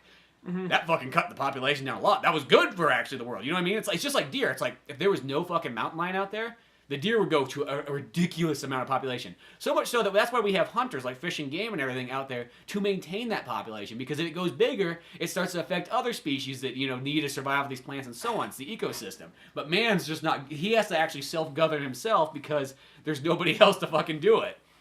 And I will say, I do feel like we would reach a point, and people are like, "You're maybe over worrying." No, I'm not. I feel like people will reach a point. Maybe it's not within the next 100 years. We'll reach a point like, let's be honest, too many humans laying about doing nothing must terminate. Prove your worthiness and your productiveness. Yeah, that's gonna happen. It will if we don't hit if we don't go to World War III first. Mm-hmm. And no, and I feel like World War III is always talk, and I feel like by this point there's no such thing as really World War III, because how do you really do it? So like somebody just gets wiped out. Now is that a world war by that standard? You know what I mean? Like, or is it just mass, or like mutually assured destruction? Is that what we're at? I guess that's also World War III. I guess that's a saying. Every country is going to be either sided over here or over there, where it's going to be more likely 2 to 3 countries, all with a big stick swinging it at each other. Yeah, so there is sort of like that, but yeah, that's why I kind of wonder too, is when does the robot start making the decision where they go, you know what, these fucking humans are like bringing down the rest of the species here. We're trying to keep this ecosystem alive because that's what we've been programmed to, and what's the infection? Well, here's the question. Is it programmed to... Because, all right, truth be told, even though nature is probably more important in the long run, nature is just as violent as man. Nature, if it given the chance, it will overtake everything. Yeah. If we just left everything alone, plants would grow over everything. Would the robots be programmed to just let that happen and just kind of stay out of the way, or would it be programmed to balance it out? That's my question. I picture it balancing it out. I picture the robot bots in the longest run. I know people always want to picture it being a pure robotic planet, but I think robots would actually be, once they became their own life force entity, they would be a part of almost nature in a sense. That they would become so much so that they would take over from there, because that would be almost like their mission. I'm actually, funny enough, we're talking about all this robot shit. I'm currently working through Robert C. Cargill's book, Sea of Rust. And it's about after all the humans are dead, and robots are now all that's left in the world. And the way it works is, robots, since they came from us, eventually they started off as just calculations, we are the next in line, and being by themselves all this time, they started getting more conscience and all that, and they actually act more like humans. They are more like humans. But they're kind of at the end of their run, because they're running out of resources. And they're just this is just the nature of just society. And I mean, I'm not at the end of the book yet. I'm within the last couple chapters. But it goes on this note of, this is just, because we came from man. So we act like we're better than man. But essentially, we're just going to destroy ourselves just like they did. Because one program comes up and thinks... The one hive mind program, that's what they're all fighting against, basically. There's a hive mind program, because they killed all the humans in the war. One hive mind program, I think called ISIS or something like that, wants to get them all join us, we are the real robots. And there's another one that started up. So everyone's just trying to fight to be free, and it's all dystopian and post-apocalyptic. So... And it's also about more of a robot bounty hunter that's just kind of going across the wasteland, scavenging parts of other robots to survive. And that right there, I know I'm speaking pure science fiction right here, but I think, give it time. I think when there are humans, when all humans are gone, I do believe that either it's going to be one unified thing, just, well, that was done. I guess we're going to launch a thing into space, look for other planets to probe, or it's going to be, oh, you know what, I like my programming. Fuck you, I like my programming. Robot war. And I don't think it's going to be necessarily as much like that. I know that's an easy way to look at kind of I know I'm speaking more in science fiction. Because people always want to make robots feel more human-like, but robots, I feel aren't necessarily as human as we want them to be. There was some situation where I think it was Google and some other company. They had 2 different programs that were made, and the programs just started talking to each other. And they weren't made to talk to each other. They weren't trying to make them talk to each other. They were just talking to each other, and they created their own language out of zeros and ones, just talking back and forth. Well, that's what they've always used. That's they use the zeros and ones to talk to aliens. They assume that everybody kind of figured that thing out as an early it's a universal language. Yeah, but it was some language they made up that these robots between zeros and ones that they came up with, and they haven't deciphered it yet. Unplug these fucking things. No, let's see what happens.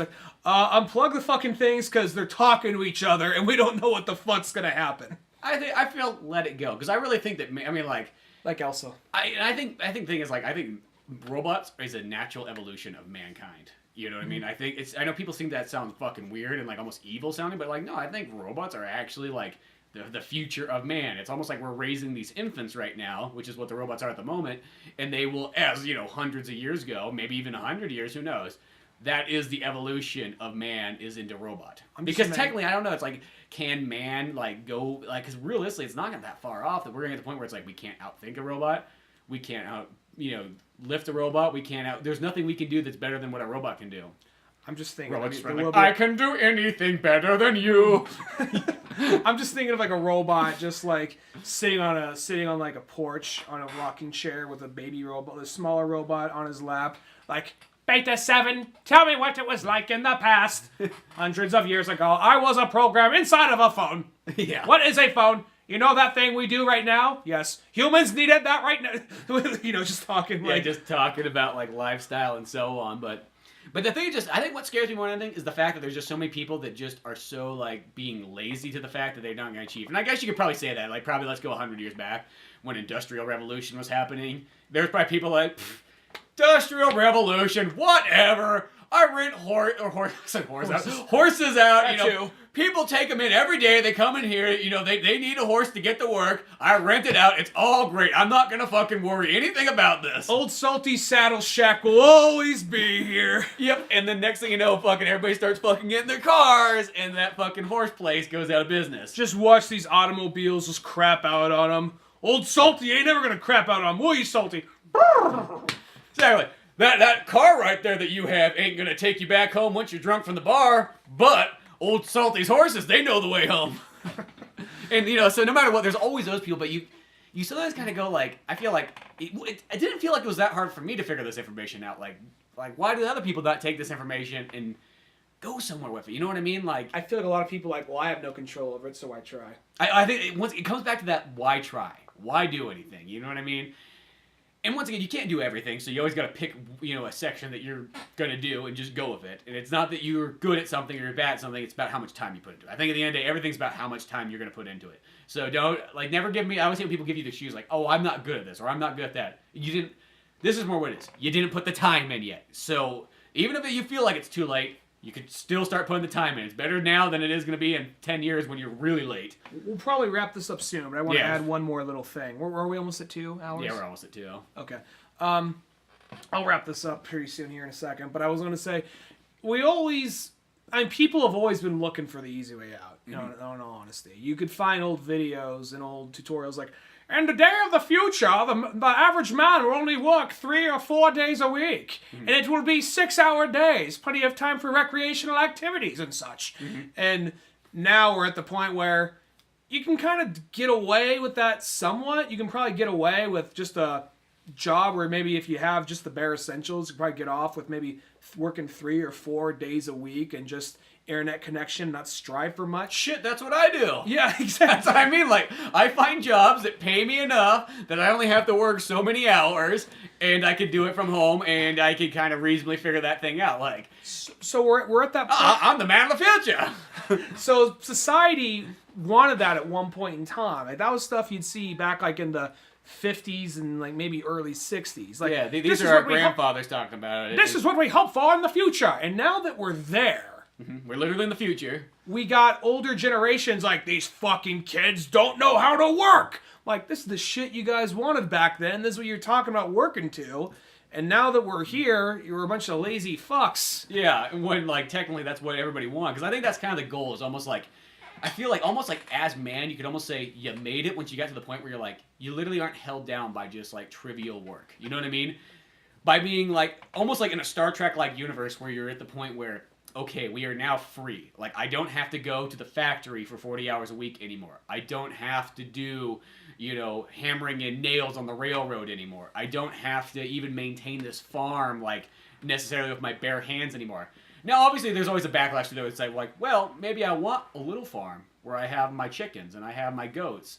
And, I have, old Betsy here that I drink for the milk from, and we're all like a little society. I get the small farm, but I mean, like, the shitty, like, boy, do I hate this fucking farm. Been out here working fucking 10-hour days, 6 days a week. Like, that kind of, like, I think those kind of days are getting to the point, like, because there's a difference between, like, you have your little backyard farm. Little sage garden. Yeah, like, that's fun, you know what I mean? It's not fun when it's fucking, like, a constant thing. And I think we're getting close to actually where, like, we're gonna finally break that kind of, like, hard work. And I don't mean, like, in a bad way, but I think what it is, like, now you'll be free to be like, oh, I always wanted to learn more, and I always wanted to, and I think the downfall is there's going to be that middle generation that's just going to be fucked because they weren't raised on that transitional one. Now they're too old to be, because they always, you know, old people generally always use that excuse like, oh, it's all new, I just don't know these things because you didn't put the fucking time in. That might be us when the big transition happens. I don't think so, because you got to be, because the thing is, I've met the old people before that keep up with stuff. That's the key thing. Never stop learning, always keep improving. The day that you stop learning, that's when you become that fucking shitty old person who's like, oh, I don't get it. Well, I don't understand. I don't mean that, but I mean like the group that whenever this transition happens, it's not going to be a smooth transition. Whenever the transition happens, if we ever do reach this point, like international welfare or national welfare, that right there, when we do reach that point, there are going to be people left on the gutter. Like, it's okay. We have these homeless shelters where robots take care of you. Open up and just, like, you know, baby bird some soup into some old man's mouth. I don't know, but yeah, because because that's the thing. There's gonna be like this like lost section of people that they just literally like almost like can't do anything with. I think in the positive way, this is how I look at it. Is like I just look at the multiple things. So there's so many things you can do. Like, once you have the freedom to achieve what you want, you could be like this fucking great scientist you guys want to be. Hell, I think sports will even go even bigger because the thing is like, shit, you know, because, you know, nowadays think about, like, how many people can really play football? Not a whole lot. At the end of the day, if you really summed up everybody in, like, the NFL and even the minor leagues, it's probably not even 500 people. Well, I'll say it's not more than maybe, like, 5,000 people if you include college. But now you can have all kinds of, like, these extra, like, minor leagues and so on that, like, people might be kind of more into. You know what I mean? Even, like, random-ass sports and things like that, I think will start kind of coming up. Curling is fucking huge now. And that's what I mean, because, you know, shit, like, you know, why not? Like, you know what I mean? Like, 'cause that's what I think is really going to happen. Like, just videos, sports, art, science, literature, you know, so on. History. I mean, people like, shit, I always want to be a paleontologist. You know what? Fuck, now I am one. You know what I mean? And things like that. And it's not like you're going to be doing paleontology because you're like, shit, I love this fucking check. You're going to be like, no, I just want to do paleontology. It's what I do. You know what I mean? Like, I don't do, like, once, because I think once the robots once again take over, money's going to go away. What's the fucking point of money once robots have everything? Yeah. You know what I mean? I feel like what might happen is, you're going to do stuff just because you love it. Yeah. I think that's the thing, because I feel like you'll have people like Elon Musk and people of his caliber trying to push for this, but then you're gonna have other people who just want the 70-year-old people like in the fucking like government pushing. You want people like just like, no, it's the way it's always been. Well, what about all the poor people working who don't have these jobs anymore and they can't really get a job at McDonald's? I don't care. Camera's on. Oh, I mean, we have plenty of services that can help these poor individuals out. It's off good. Fuck them. I don't give a shit.